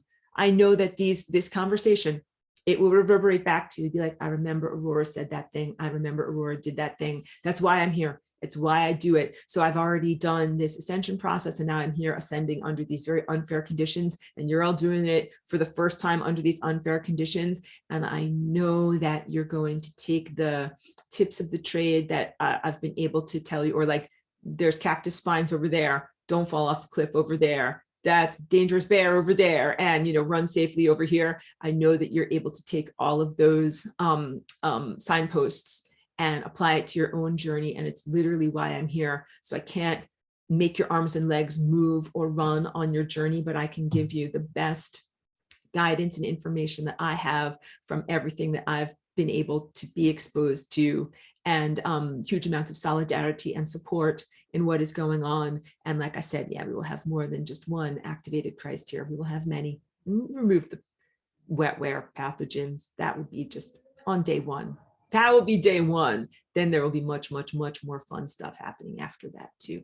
So please, be hopeful, be reminded of the positive stuff that happens after. There has to actually be a huge amount of healing of the trauma, because it's not just that humanity has been religiously traumatized for the past 5 or 2,000 years. It's also heavy religious trauma over the past 2 years, definitely. And and also, if you have come to Jesus within the past 2 years, and I certainly have, I celebrate you. I don't judge you at all. And I really hope that that comes forward. Marie says, thank you with love, love back to you. Thank you very much. I hope that you really get from me what the true Christ is in me and in all of you is total love, total mutualism, total reciprocity. I have no judgment of you. If you're a biblical literalist, I celebrate you. If you are in the church, I celebrate you. If you're not in the church, I celebrate you. If you don't even have a religion or don't know who to pray to, I celebrate you. And most of all, like for people that are kind of just floating at sea, like I want you to be able to have God, and to have God on your terms in a way that is meaningful to you. You don't have to be part of a particular brand name religion, like I said. Really, I feel like this is about creating your own relationship with Christ, where it is like your natural partner, lover, family member, and a person being upon which you can totally rely. And that is what this duress is really about. You've never been abandoned, and you're not lost, and you're not in perdition, and you're not in hell, and you're not being tortured into being a demon or any of these things that are perpetrated upon you. Please hear and know the truth of what comes from me on this. And so again, I know that this was not a very flying rainbow lasagna focused teaching, and not very much about chakras or anything like that, other than making a distinction between the aperture on your mind, which is the pure light of Christ, and the human acculturated religion that is known as Christianity. But I'm telling you, I've taught this class for like 10 years, and that this year, like there's no other year when I have felt that it has been so important for me to just speak to these distinctions, and then to be able to give you all of the guidance that I possibly can about your circumstances, because I don't want you to be fooled by false Christ on any level, on any year. I don't want you to be fooled by false techno-Christ. And I don't want you to be fooled by an AI that will reward you if you do something that appeals to it, and then you get a religious flavored reward, Jesus lollipop from an AI. That really is just 100% evil, and that is not healthy to affiliate with at all. Melissa says, one of the most needed at this time. Aurora, this message was deep, profound, and like a direct medicine. Thank you. You are welcome. Thank you very much. Thank you. You guys are so wonderful, because whenever I feel a sense of insecurity, and I'm like, this is my face this morning, I'm like, I don't really even know like how I'm going to be able to talk about these things. And whether I will face acceptance or rejection. And I face so much beautiful acceptance from all of you, and encouragement on my path. Thank you, truly, truly, truly thank you for receiving what I share, and strengthening me that it's okay, it's not only okay, but it is positive and good for me to speak this openly in this way. And I truly prayed to be able to speak clearly and share the true light of Christ to you guys as we are in this time. And I want you to know, like, I truly pray for each one of you, for your spiritual attainment, for you really to get to these levels of inner clarity, inner empowerment, total love, total celebration, total freedom. Everything about what I teach and everything about what I dance is about getting to those levels of freedom. And I just want to keep on encouraging you endlessly in that direction. Thank you very much, everyone. Thank you.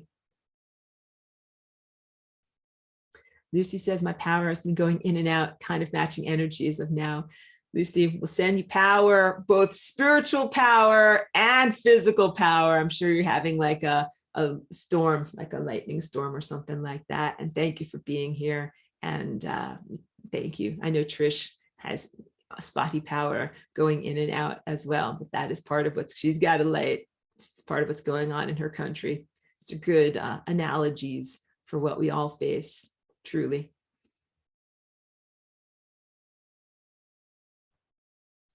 So I think it's time for me to wrap it up, because I am going to go do some sun gazing, even if there's a tiny amount of sun coming out through the clouds. Thank you guys for your support and validation as I'm sharing all of this with you, truly.